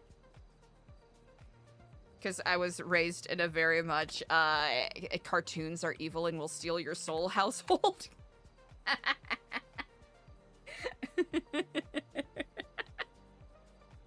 So, as a grown-ass adult, I get the liberty of choosing whatever the fuck kind of media I wish to consume.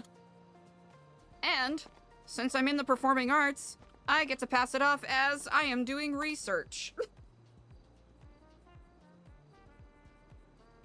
It's really funny, because that was the energy my grandparents carried, right?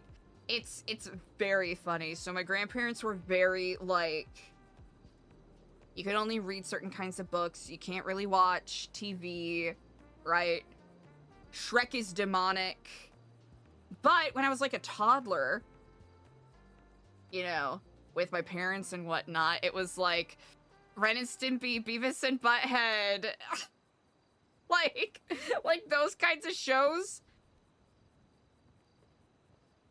A story my mom likes to tell, and this is probably just indicative of me as a human being, so feel free to read too much into it, is they would, like, just have whatever show on in the background, right, while they're doing work or making food and stuff, and they're like, oh, it's, you know, Kaylee is just a kid, right? They're not really gonna absorb any of this.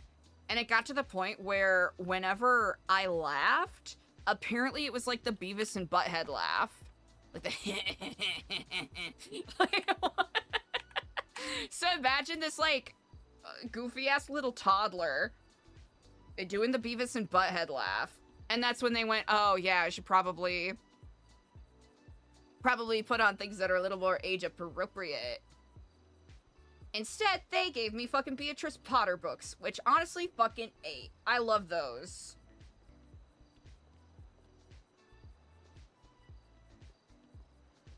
Oh, I'm sorry. You make me sit in a corner and read gorgeous little Victorian forest critters having tea parties? Thank you. I will. Then, I'll sneak into my grandpa's library and steal copies of Cold Mountain and... and The Color Purple, and read books that are absolutely not appropriate for my age. Babysitter's Club? Damn. Ooh, okay, I think... I was very much like, I was either reading books that were, like, very appropriate for my reading level, right? Like Junie B. Jones. But I got, like, obsessed with reading. I was like, I need to read everything possible, so I thought I was sneaky, because they would be, you know, they'd be giving me, like, that Junie B. Jones and Nancy Drew, and I'm like, oh yeah, these are pretty great, but I want to know about these fucking books. So I would, like, sneak into the, you know, sneak and try to get a stepping stool or a chair to get to the higher shelves of the books that they had, and there would be these books with, like, shirtless men with long flowing hair on the cover. I'm like, wow, is this about, like, a goat, like, like centaurs or something? Because I was really into reading fantasy books, so I started, like, getting into Here's Anthony, not age appropriate, and a lot of erotica. And my asexual ass is like, what the fuck are these people doing? I want to know more about this cursed amulet. I remember I got so mad. I was in such a bad mood. I was like probably 9 or something. I had read through this book, which at the time, in my mind, I was like, this is a very compelling story about a lady trying to help a man break his curse that he was put upon with his cursed amulet. And I got so pissed off because the way that they solved his curse was her sucking him off. And I remember being so pissed as a 9-year-old thinking, this is disgusting.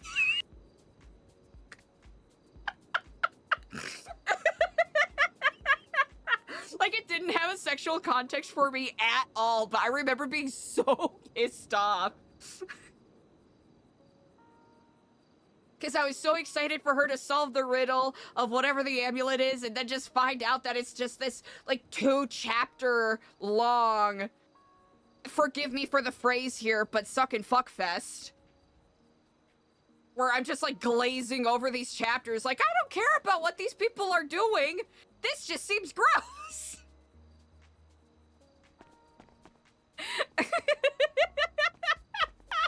But I remember legitimately being so mad as a 9-year-old, like, this is ridiculous. I thought I was reading fine literature.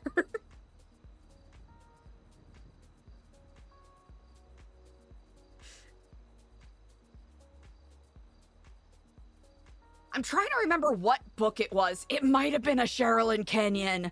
Oh, chat, it might have been a Sherilyn Kenyon, because I remember parts of it were like, there was stuff about Greek mythology in there, and I was at an age where I was starting to be like, ooh, I want to learn about, like, the Roman gods and stuff. This is really interesting, like Hermes and Artemis and, you know, Athena and all of that. That's so cool. And these, like, figures were all characters in this book. And I thought, like, oh, I'm learning so much. I am learning so much about Roman and Greek mythology right now. Absolutely not the fucking case. Like, oh, this is a fictional retelling of one of the myths. Surely. Absolutely not the case. So there would be parts where there are, like, pretty obvious quotes from either, like, you know, like the Iliad or other, you know, other myths and whatnot, where I'm like, oh, I remember reading that from somewhere else. Oh, cool. And then it'll be like, your kisses taste like champagne. And I'm like, this is bullshit. Get me back to the part where Athena was yelling at Apollo, flipping pages aggressively.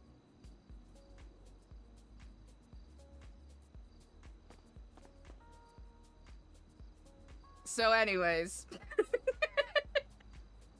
that was my, until I got a library card, that was my literary journey as a kid. When I got my library card, I literally was like, all right, I'm gonna read the classics now. Everything that's considered a classic, I'm gonna read it. Treasure Island, Dracula, Frankenstein, all of the Jane Austen, all of the Charlotte Bronte. Victor Hugo? You go, Victor Hugo. Oh gosh, not The Giver. That is so funny.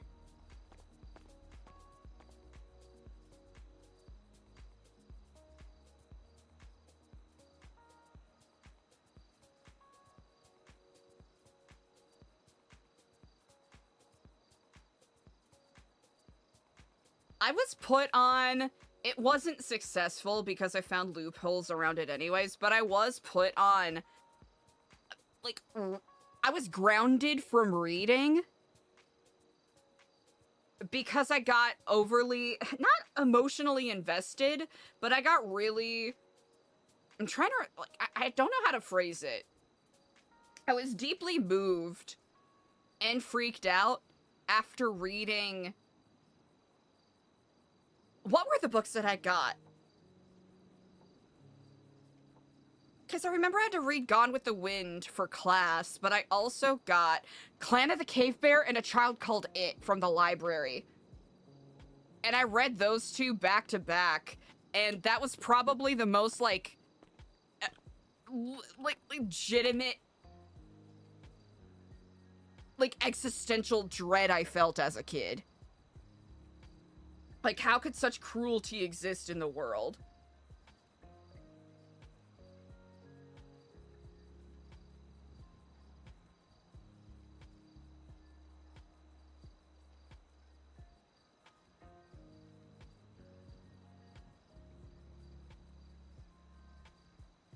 And I remember I got kind of grounded from checking out books from the library, so I just got my friends to check out books for me.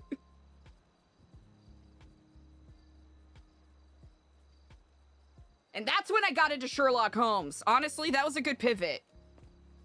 That was a solid pivot on my part.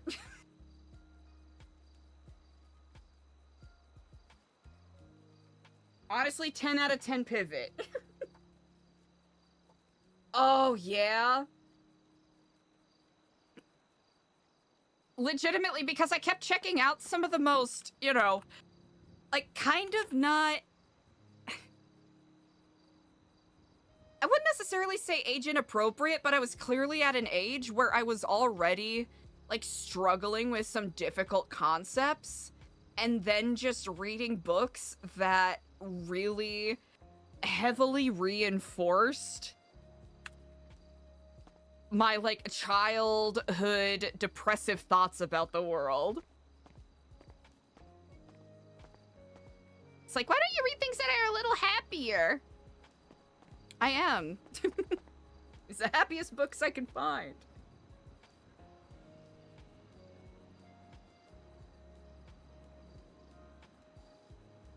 But I was, like, actively seeking out, like, I need to find books that make me sad, scared, and upset.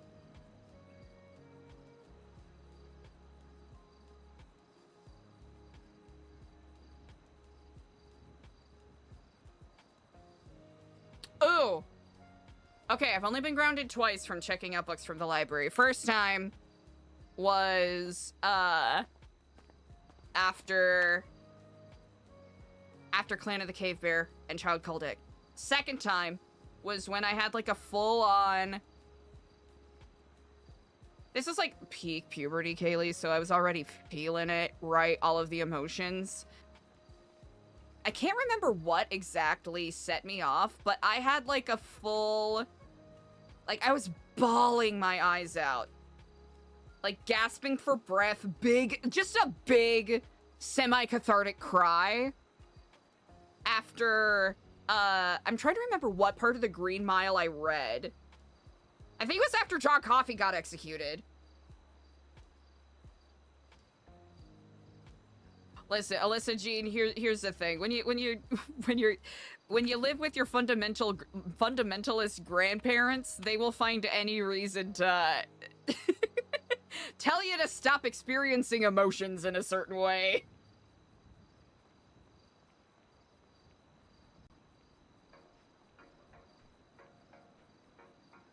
I think it wasn't until, like, high school that I really learned that that wasn't a common occurrence for other people.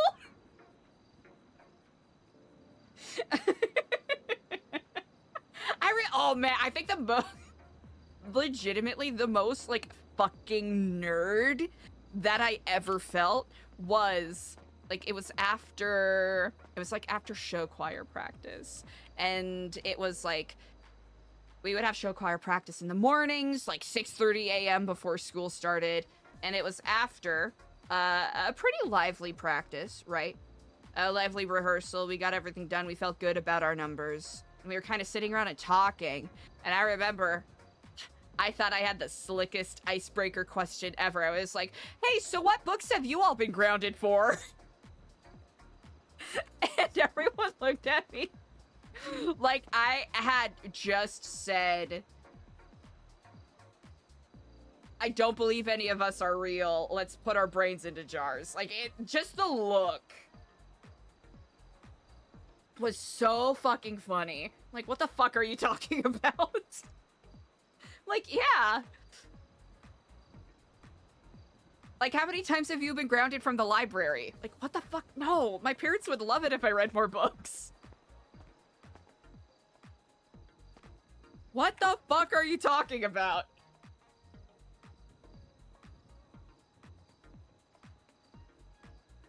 So it turns out some universal experiences are not that universal.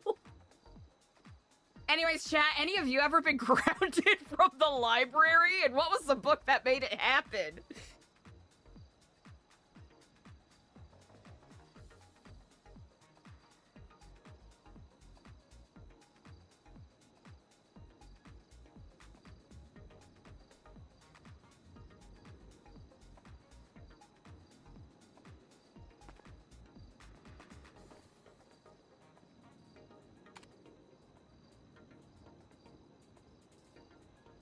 Nicole, really?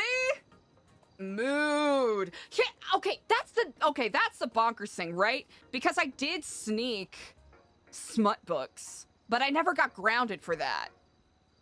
But I don't think they ever caught me. I think that's the thing. Library technician! Oh, what a cool fucking job. What a cool fucking job. Chat, I'm afraid to say Eliza has done nothing productive today, except for maybe clean, which I guess is productive.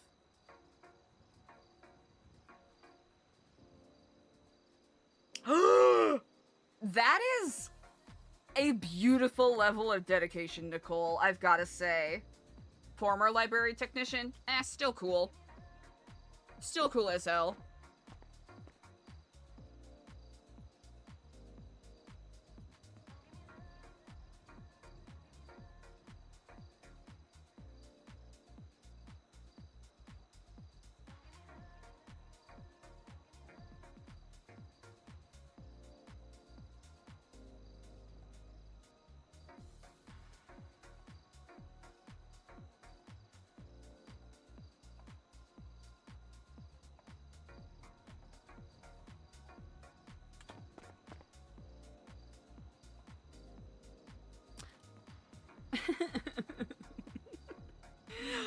Rotten apple pie?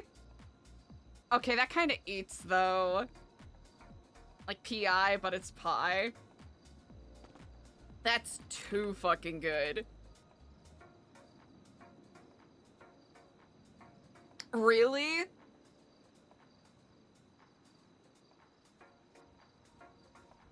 I'll have to say,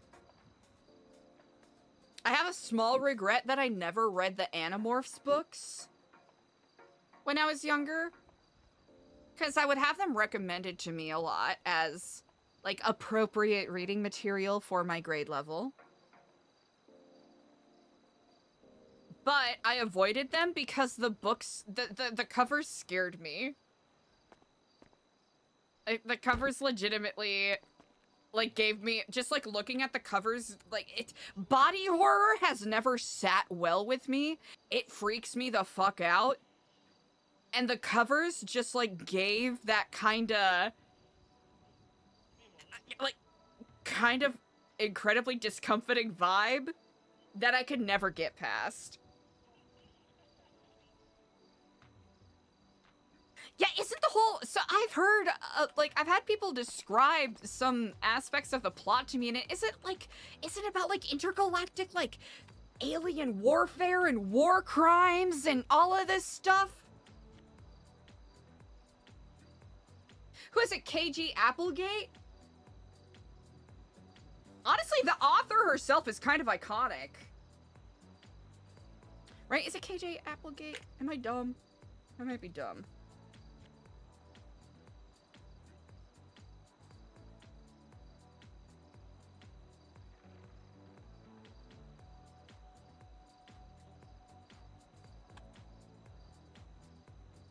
Nope, that's absolutely not. That's not who that is. Hold on.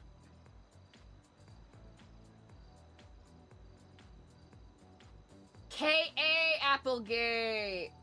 I know how to read. I never read Warrior Cats either, but I had plenty of friends who very much enjoyed them and would love to play Warrior Cats. Yeah, I think that's a huge culture gap, right?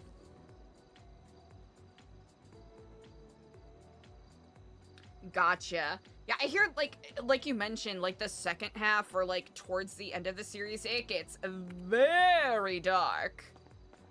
Like, very, very dark. Alright. Like, incredibly dark. Here, we'll come out and... Honestly, kind of fucked up that Eliza didn't clean up her room last night. I gotcha. Oh, I do remember reading Goosebumps. I did read those. I remember, I don't know why, but the slime underneath the sink, I think that was my favorite. That was the one that I would suggest to people all the time. They're like, oh, I love Goosebumps. I'm like, oh, have you read the goop underneath the sink?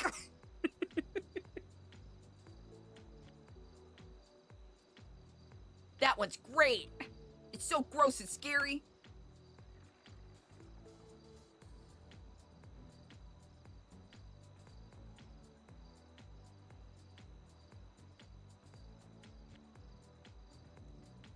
But yeah, that, Nancy Drew, Hardy Boys. Boxcar Kids! Ugh! Love Boxcar Kids!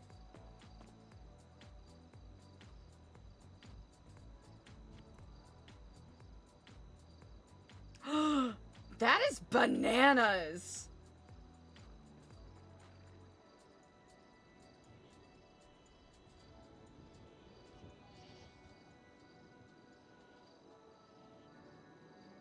That's intense, Incendies! What a way to be introduced to that concept. Jeepers! Holy guacamole. That's something. That's something and a half.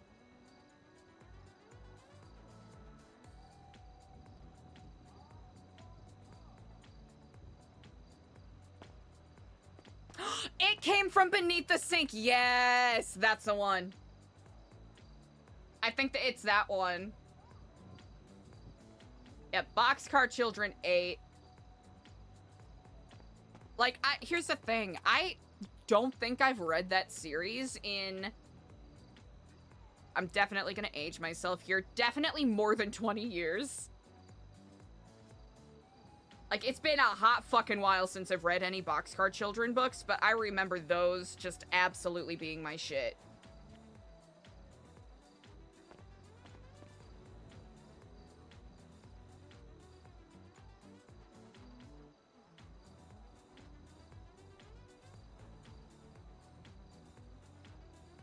It's basically about, oh gosh, I'm trying to recall the exact circumstances that led them to be in this position, but it's about a group of kids that are orphaned, and they basically end up like living out of a boxcar. And I'm trying to remember which book it was, but there's a passage that has always stuck with me just from the prose. I don't even remember the specifics of what it was, but the prose at the time really stuck with me. And it's about the children running into like a vagrant, like a classic, you know, homeless gentleman with a bindle on a stick. And him talking about, you know, they're like asking him how he deals with hunger or something like that. And he describes, you know, sitting outside of restaurants and smelling the fine food that's being cooked inside. And that is just as satiating to him as if he ate a full meal while eating a piece of moldy bread. There was just something so, like, strangely poignant from the way that it was written. I can't quite describe it. But that's at least, honestly, for, you know,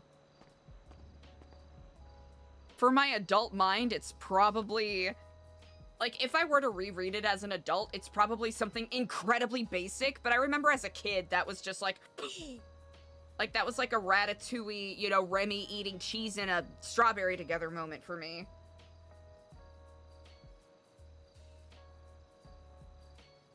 Yes!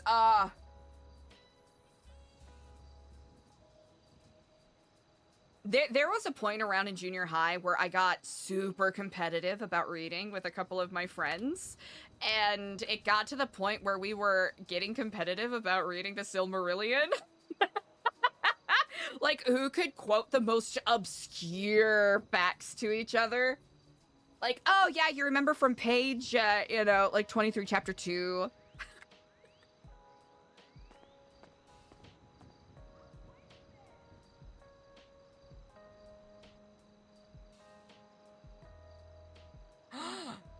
Honestly, Incendies, incredible stuff. I do remember reading Captain Underpants.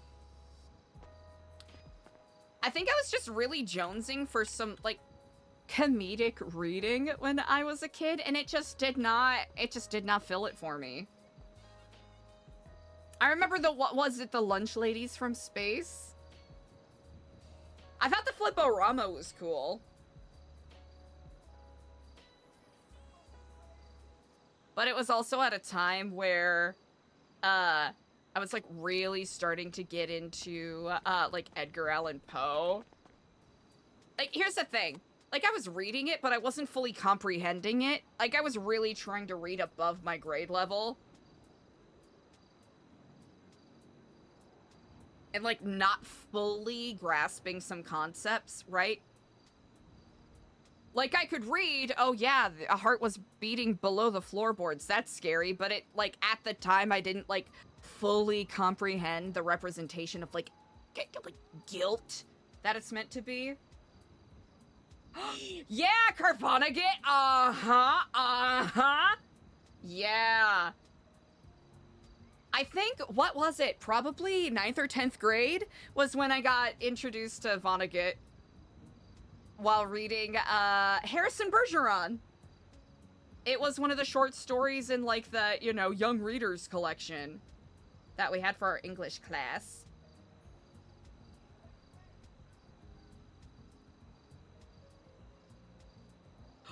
Ooh, oh hell yeah.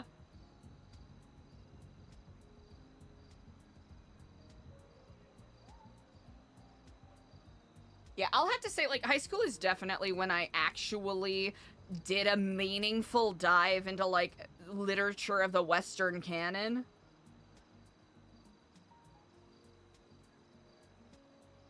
As opposed to, like, reading so I could brag about what I read. Like, that wasn't 100%. Like, I did read for the enjoyment of it, but I would be lying if I said that being able to brag about what I read was not a factor in it. It's probably more than clear for those of you who have been watching me, but there is a pervasive, pedantic know-it-all aspect of my personality that was fomented very deeply when I was younger. Which led to my ass being very justifiable, well, yeah, kinda unjustifiably, but kinda justifiably bullied.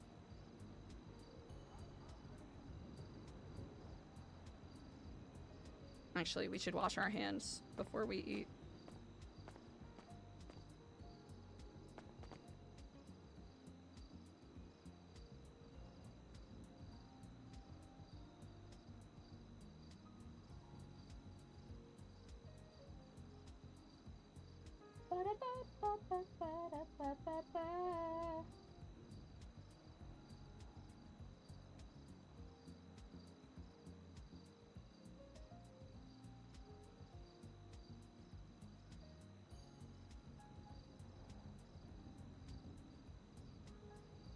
Of Mice and Men and Dracula? Yeah. Like, here's the thing. I was absolutely a Potterhead when I was younger. There is, I'll have to find it because it is so ridiculous. There is a Polaroid somewhere of me in a SpongeBob shirt at one of the midnight openings for Harry Potter. Now, don't get me wrong, fuck J.K. Rowling, fuck all of the TERFs, right? I don't fuck with Harry Potter like that anymore, but I was a huge Potterhead as a kid. Oh my gosh. Yeah, the Stephen King itch is so fucking good. I remember, what was it? Was there for Goblet of Fire, Half-Blood Prince, and Deathly Hallows. Wait, not Goblet of Fire. No. Because that was the fourth one. I was not there for that. I feel like I was there for 3 of them. Yes! Order of the Phoenix! Yeah. I was there for Order of the Phoenix. Because I remember my mom, my very wonderful mother, brought me there. It was a midnight release at Barnes & Noble. And they had, like, fun activities there. They had, I think it was matcha. Like, matcha frappuccinos for, like, the, you know, like the brew or whatever it is. And they had a game where they had one of their employees dressed up like a wizard, where they would have people guess how many jelly beans are in a jar. But I think someone got a little overzealous and knocked the entire jar of jelly beans over.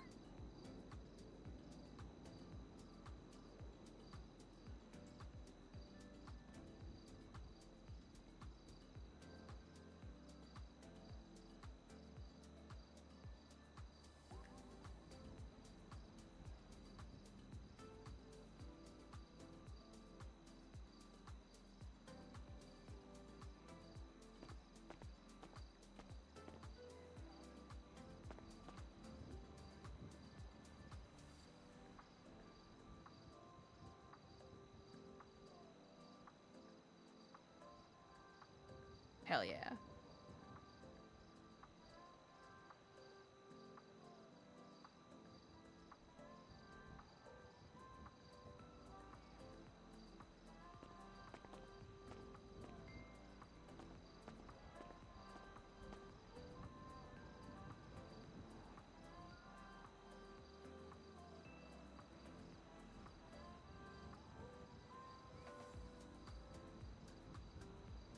I think there was a point in college where it really stopped.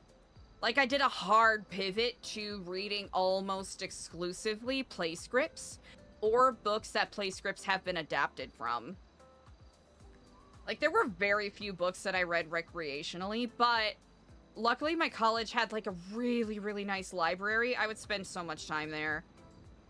I remember specifically reading House of Blue Leaves, like Lolita, a couple of other classics that I never like actually nailed down in high school.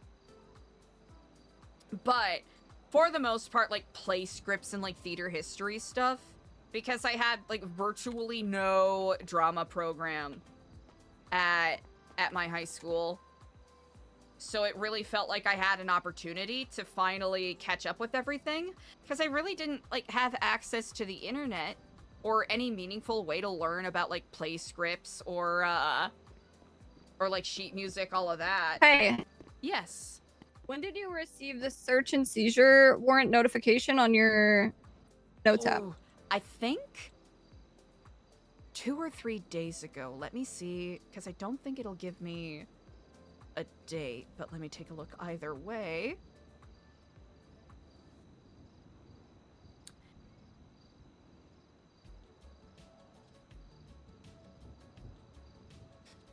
Signatures, Maeve Shaw, 2 days ago. So, 2 days ago.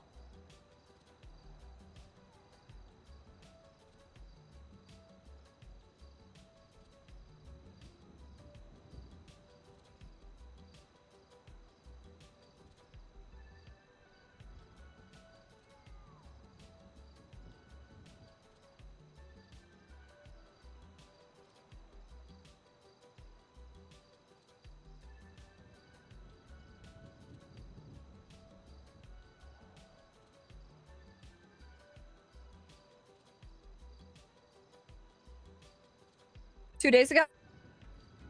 That is correct, yes.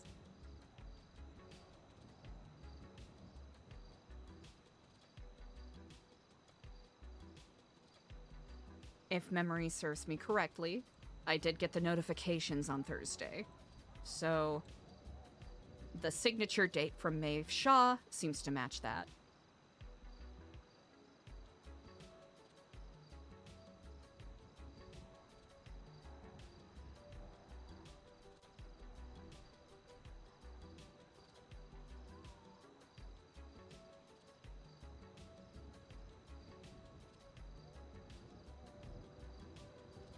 Spot. I know.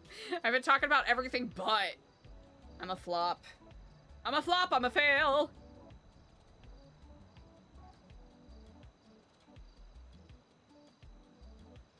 It sounds like CJ's really cooking here, though.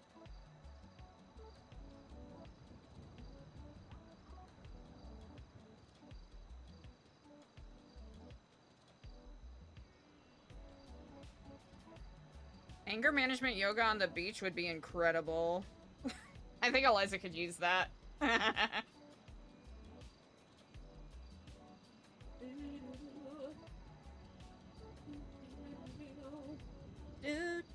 Do.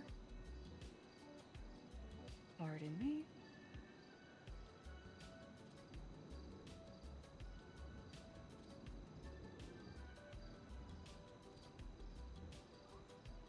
Just in case she has any other questions, we'll wait.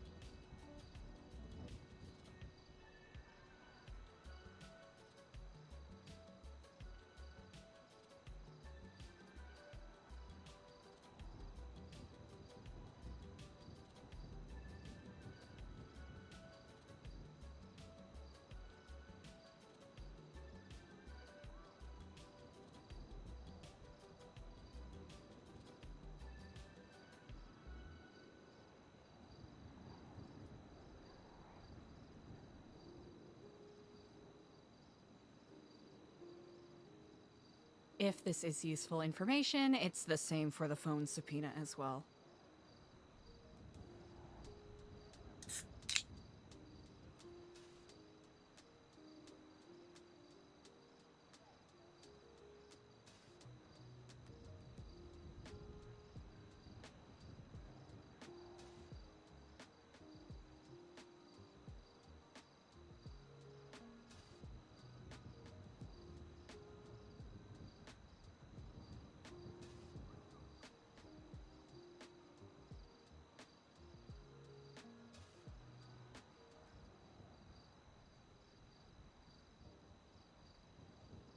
I'm very intrigued about what she's cooking.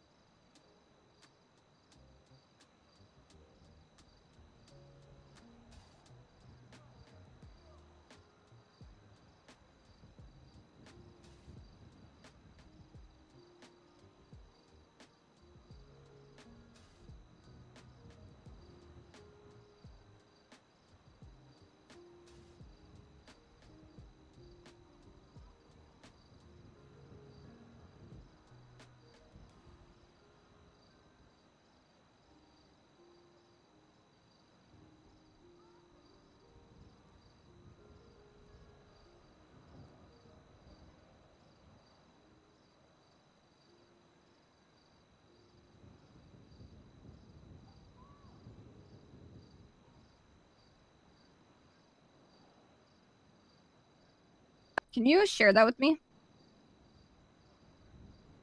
Yes, through I can. my state ID? Mm-hmm. I should have it memorized by now, but what is your state ID? 13910. 13910. Alright, so this is the search warrant.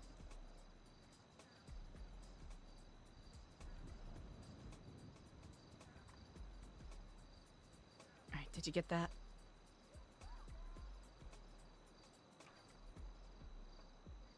Yes. Perfect. And then phone subpoena. Thank you so much. You got it.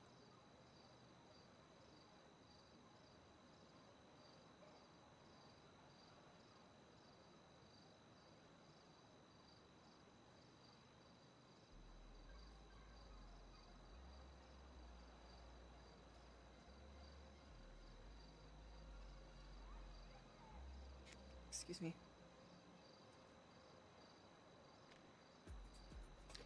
I have not signed anything as of yet. Definitely don't. Mhm. Definitely don't. I need to make sure that they actually did legally. You got it. Hell yeah. Did we? I don't know if we just did this already. We should probably finish doing that.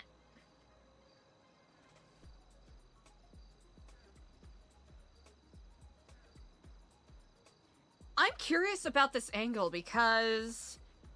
So, does it mean that there is a 10-day limit and they have to... Like, once the 10 days are up, they have to send it? Or is it any time after 10 days they can send it?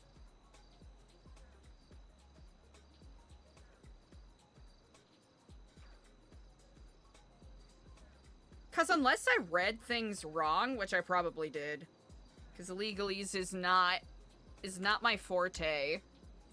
Maeve Shaw wasn't the one who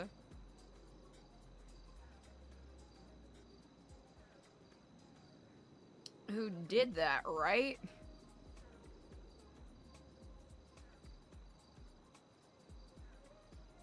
Excuse me? Pardon me for my lack of decorum. That kind of came out of nowhere.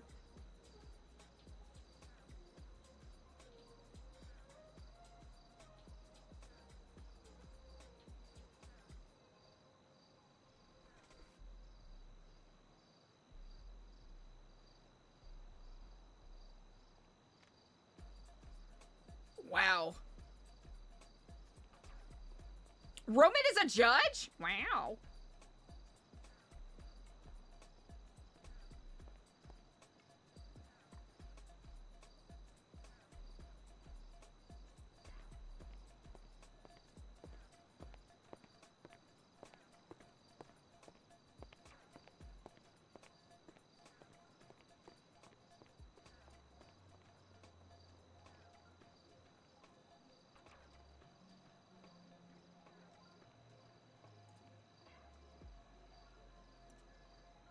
I'm trying to remember which is the...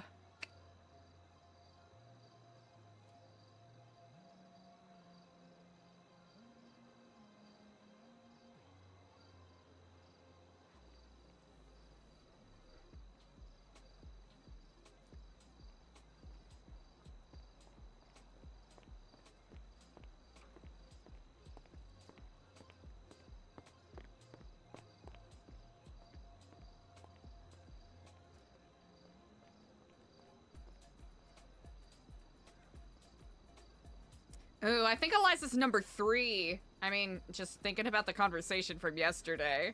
Eliza's number 3. She's not number 2. Ah, well. I guess it depends.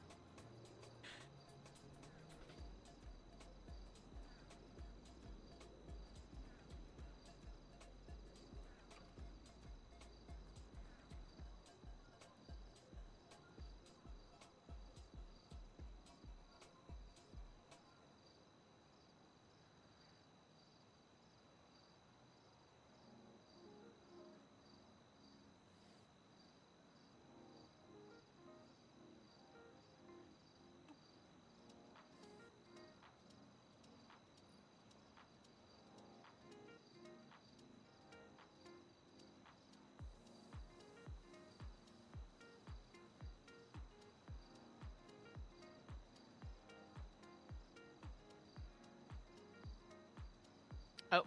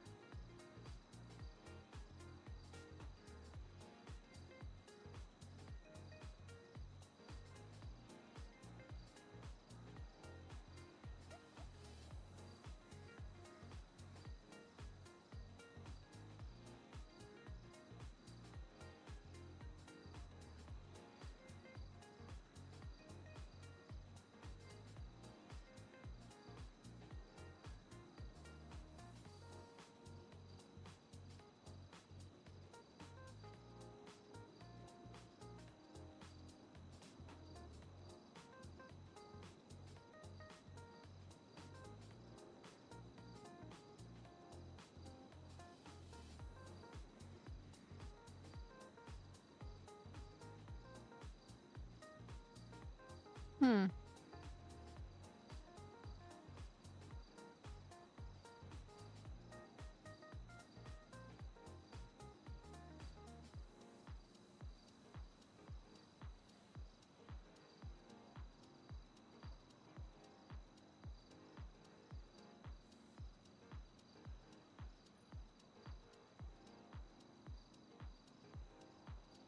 Mm-hmm.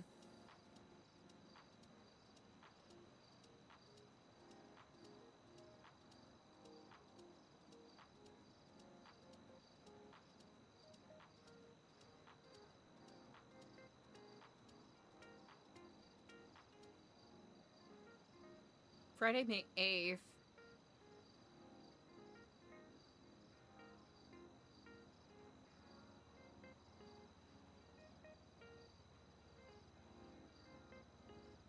Hmm.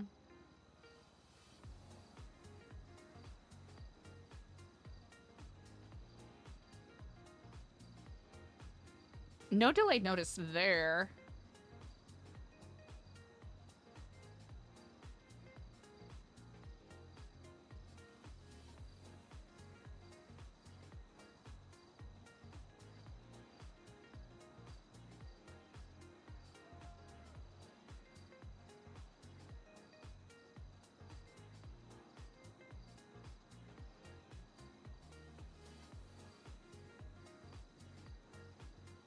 Oh, this has got to be Nancy's stuff.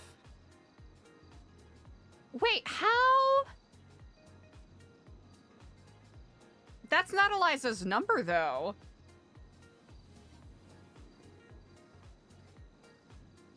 That's not Eliza's number, and Eliza doesn't...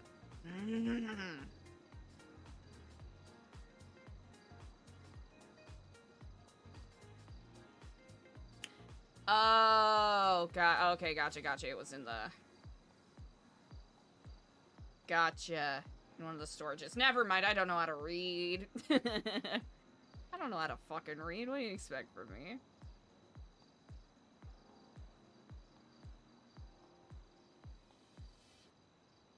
Mm-hmm.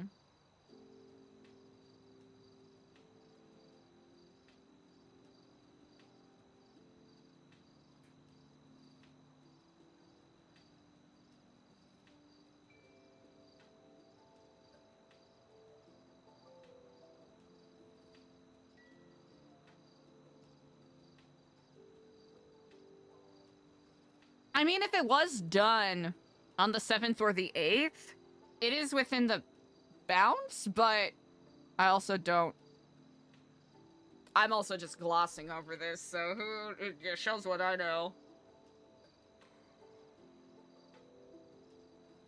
Rip Brittany, yeah, probably just context clues is what I'm gathering. Criminal! These filthy criminals. Filthy, disgusting criminals. How could they? How dare they? Okay. So we've tidied this entire area. CJ's locked in. Oh, I bet there was a book somewhere. There must have been a book somewhere.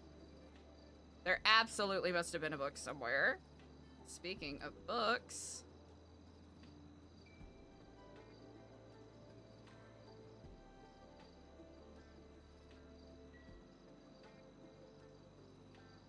Right, and I love that, right? I can barely imagine how much time it took to go through all of that evidence. Good night. Good night. Rest well. Thank you. Hey, listen. Yes. I think CJ's stressing. She's sweating like a fuck ton. Okay. I'll check out on her. Like she's saying that she is not, but like she is. Like it's crazy actually.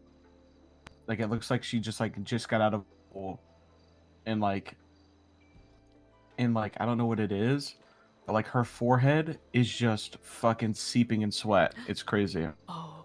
Okay. I'll keep an eye on her. Okay. So I think she's stressing.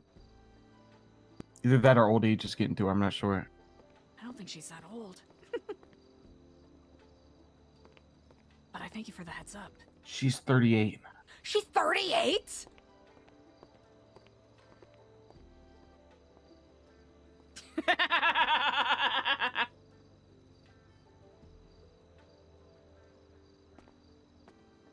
We'll work our way over.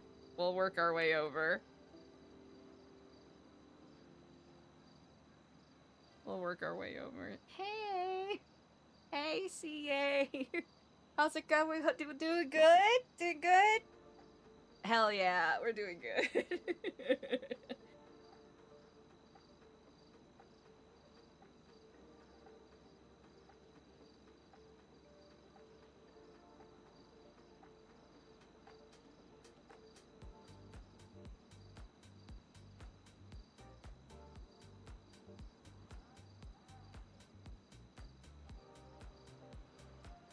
I like how we kind of stumbled on some, like, early 2000s fashion video game music.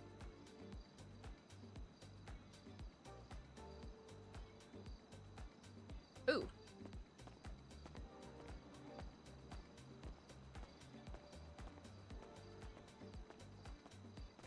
I have a quick question for you when you have a moment. What's up? About 4 hours ago, I have a missed call from a number I do not have saved. Is it 0816? Yes. That is Bajorn. Okay, good to know. Does he have a, an alias? I think it's like Nate or something. All right. Good to know. Thank you very much.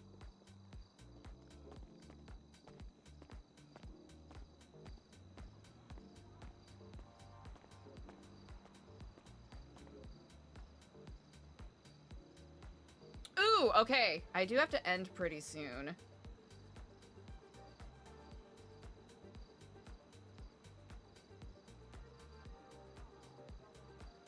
Like, I do?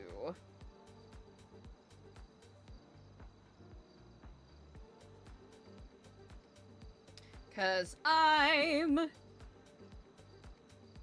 a rooftop bar at sunset?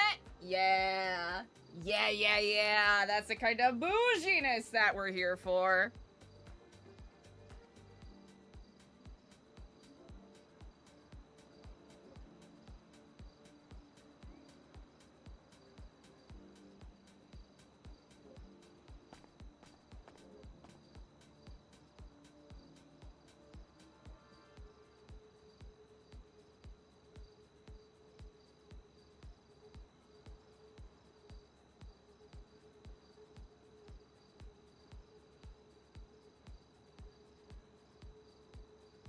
Wayward RP? I do not know what that is. Oh, you literally just said episodic RP once a week with some really good RPers? Oh, hell yeah!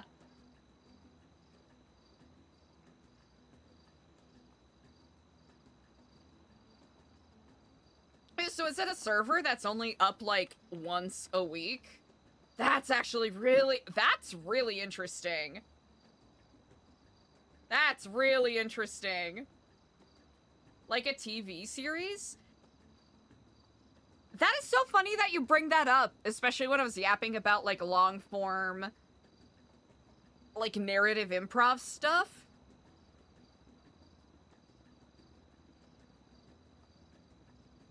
Damn, that sounds like a dream.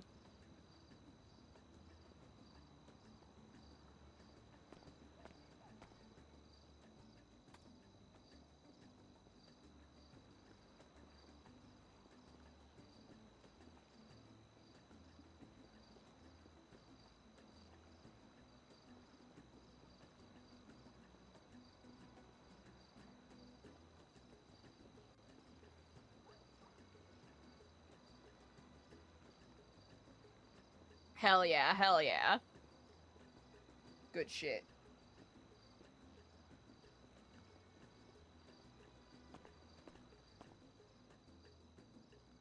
That's actually sick as hell.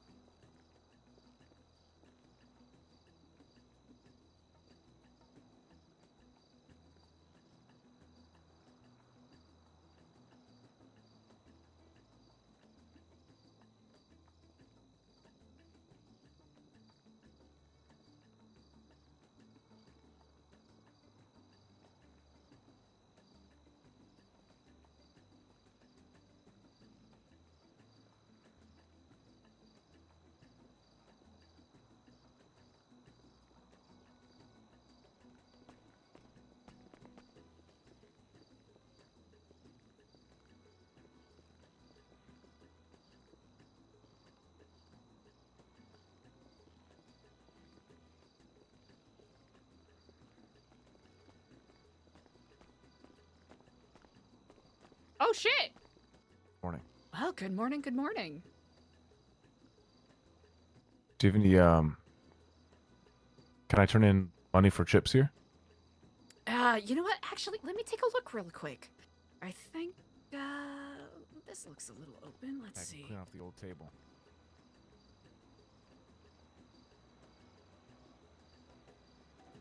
Good morning. Morning. Looks cleaner in here. Still Yeah, fogged, we're but getting there. cleaner at least. No chips, but are you feeling peckish at all? Yes. Mm. Yes. Here. I have a couple churros. Thank you so much. Yeah, least I can do.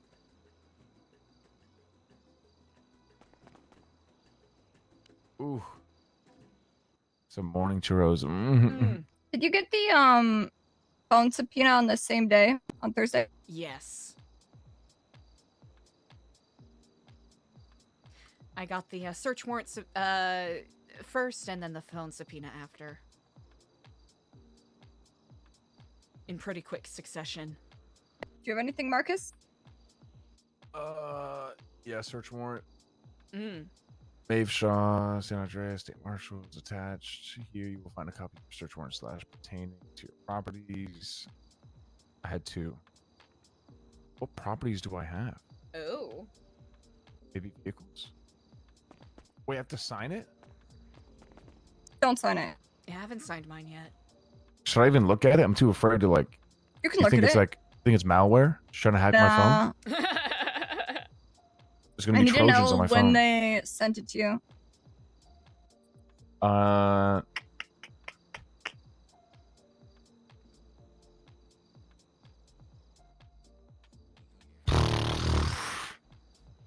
If you look It at must have been Thursday. signatures- Yeah, if you look at signatures, it should say how many days ago Maeve sent it, because I believe they have to sign it first. Yeah, 2 days ago. Mm.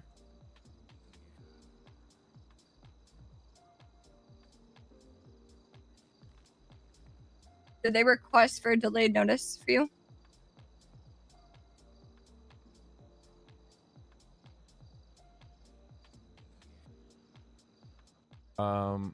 What was that? Sorry. A delayed request? No, I just Yeah. read everything that they sent. Attached here, you will find a copy. That's the only thing I got sent. Just one. Yeah, in Contract.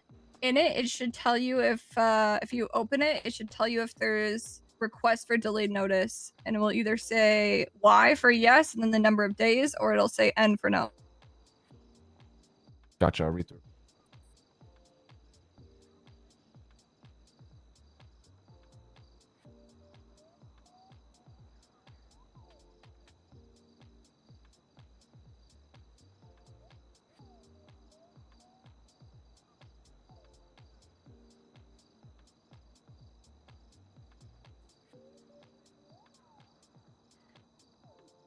I will be retiring shortly. CJ, are there any final, other than, of course, tidying up, things that I can do before I do such? No, I think that is Alright. all the questions I had for you. Alright, good to know. So Hopefully, by Monday, I will have, the whole cipher system figured out.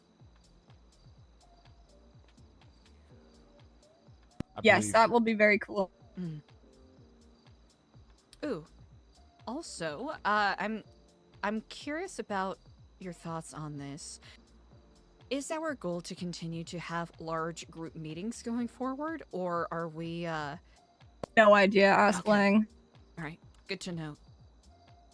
Because if it is something that everyone is on board with, and if it is a good idea, we could simply gauge who is all grouped up, and then using our, I suppose, document sharing system, pass on short meeting notes to individuals to share with the rest of their groups. But then we would have to depend on those people to be able to accurately share that information.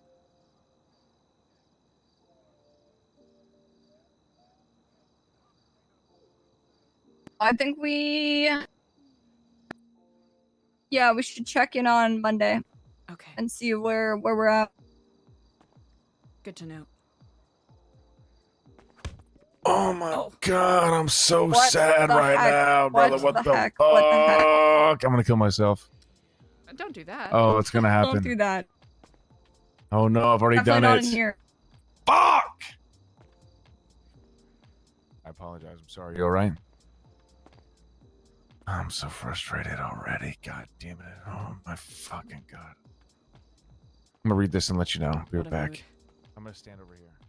Also, please do let me know if it's a bad idea. I've been trying to brainstorm ways to put us in less of a definitive bullseye. And it feels like there's pluses and significant minuses to everything I'm thinking of. Yep, that's currently the state of things. Everything's gonna be a bad idea. Ah, well, that's a comfort at least. Yeah, it's just like, what's the least bad of all the bad ideas, you know? Precisely. Also, Zeke just told me you're 38 years old. What? Yeah, he said you're 38 years old. I was gonna say you look incredibly youthful for a 38-year-old. Thank you.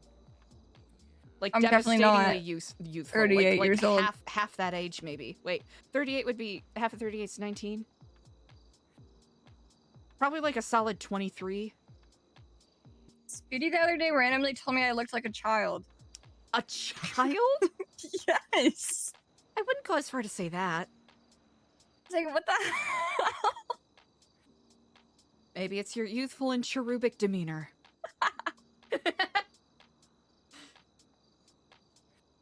Well, with that said, I shall take my leave, and I hope you give yourself a chance to get some rest. I'm 25. 25! Yeah, It's a good, strong number. thank you. Fucking Zeke. Rest well. He's all.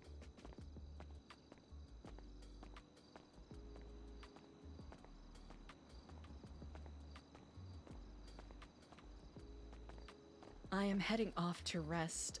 Do you need anything to drink at all? Oh my god, yes, please. Easily enough. Just one would be more than enough. Thank you. You got it. I regret I do Good not night. have more. I gobbled up all of my tacos already. No worries. Alright, well, I shall Got see you this, upon alright. Monday. You stay safe. All right. See you Monday. Take care. Hell yeah, chat. I've got activities that I'm gonna go do.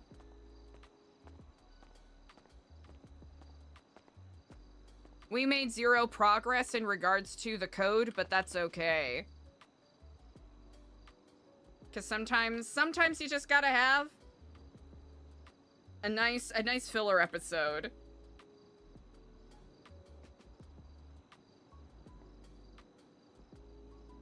Alright, we're just gonna relax on the boxes. So we don't get trapped again. Alright, chat, thank you all so much for vibing with me today. A nice and solid 3 hours. I think that's a reasonable length for stream. I think that is more than reasonable. But thank you all so much for hanging out and sharing the good vibes. I very much appreciate it. Jinx. Who owes who a soda? That's the question.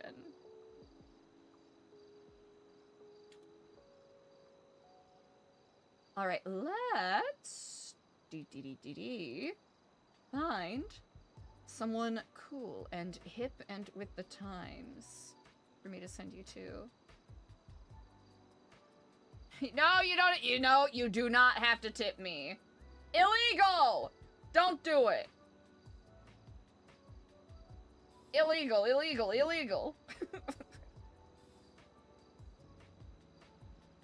Let us see.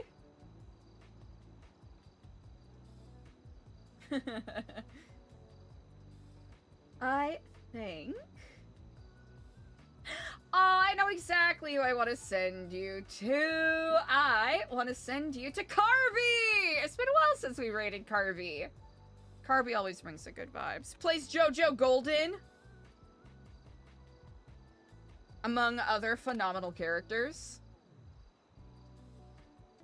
Always a pleasure, chat. Thank you so much for sharing the immaculate vibes today. I very much appreciate it. I hope you enjoyed the little filler episode today. You go send Carby a bunch of good vibes. And check in with any of the other escaped convict Babylonians. Send them good vibes as well. And I will see you lovely people. Potentially tomorrow streaming something different, but definitely Monday in RP. Alright. Go send Kirby love. Y'all are the best. Goodbye!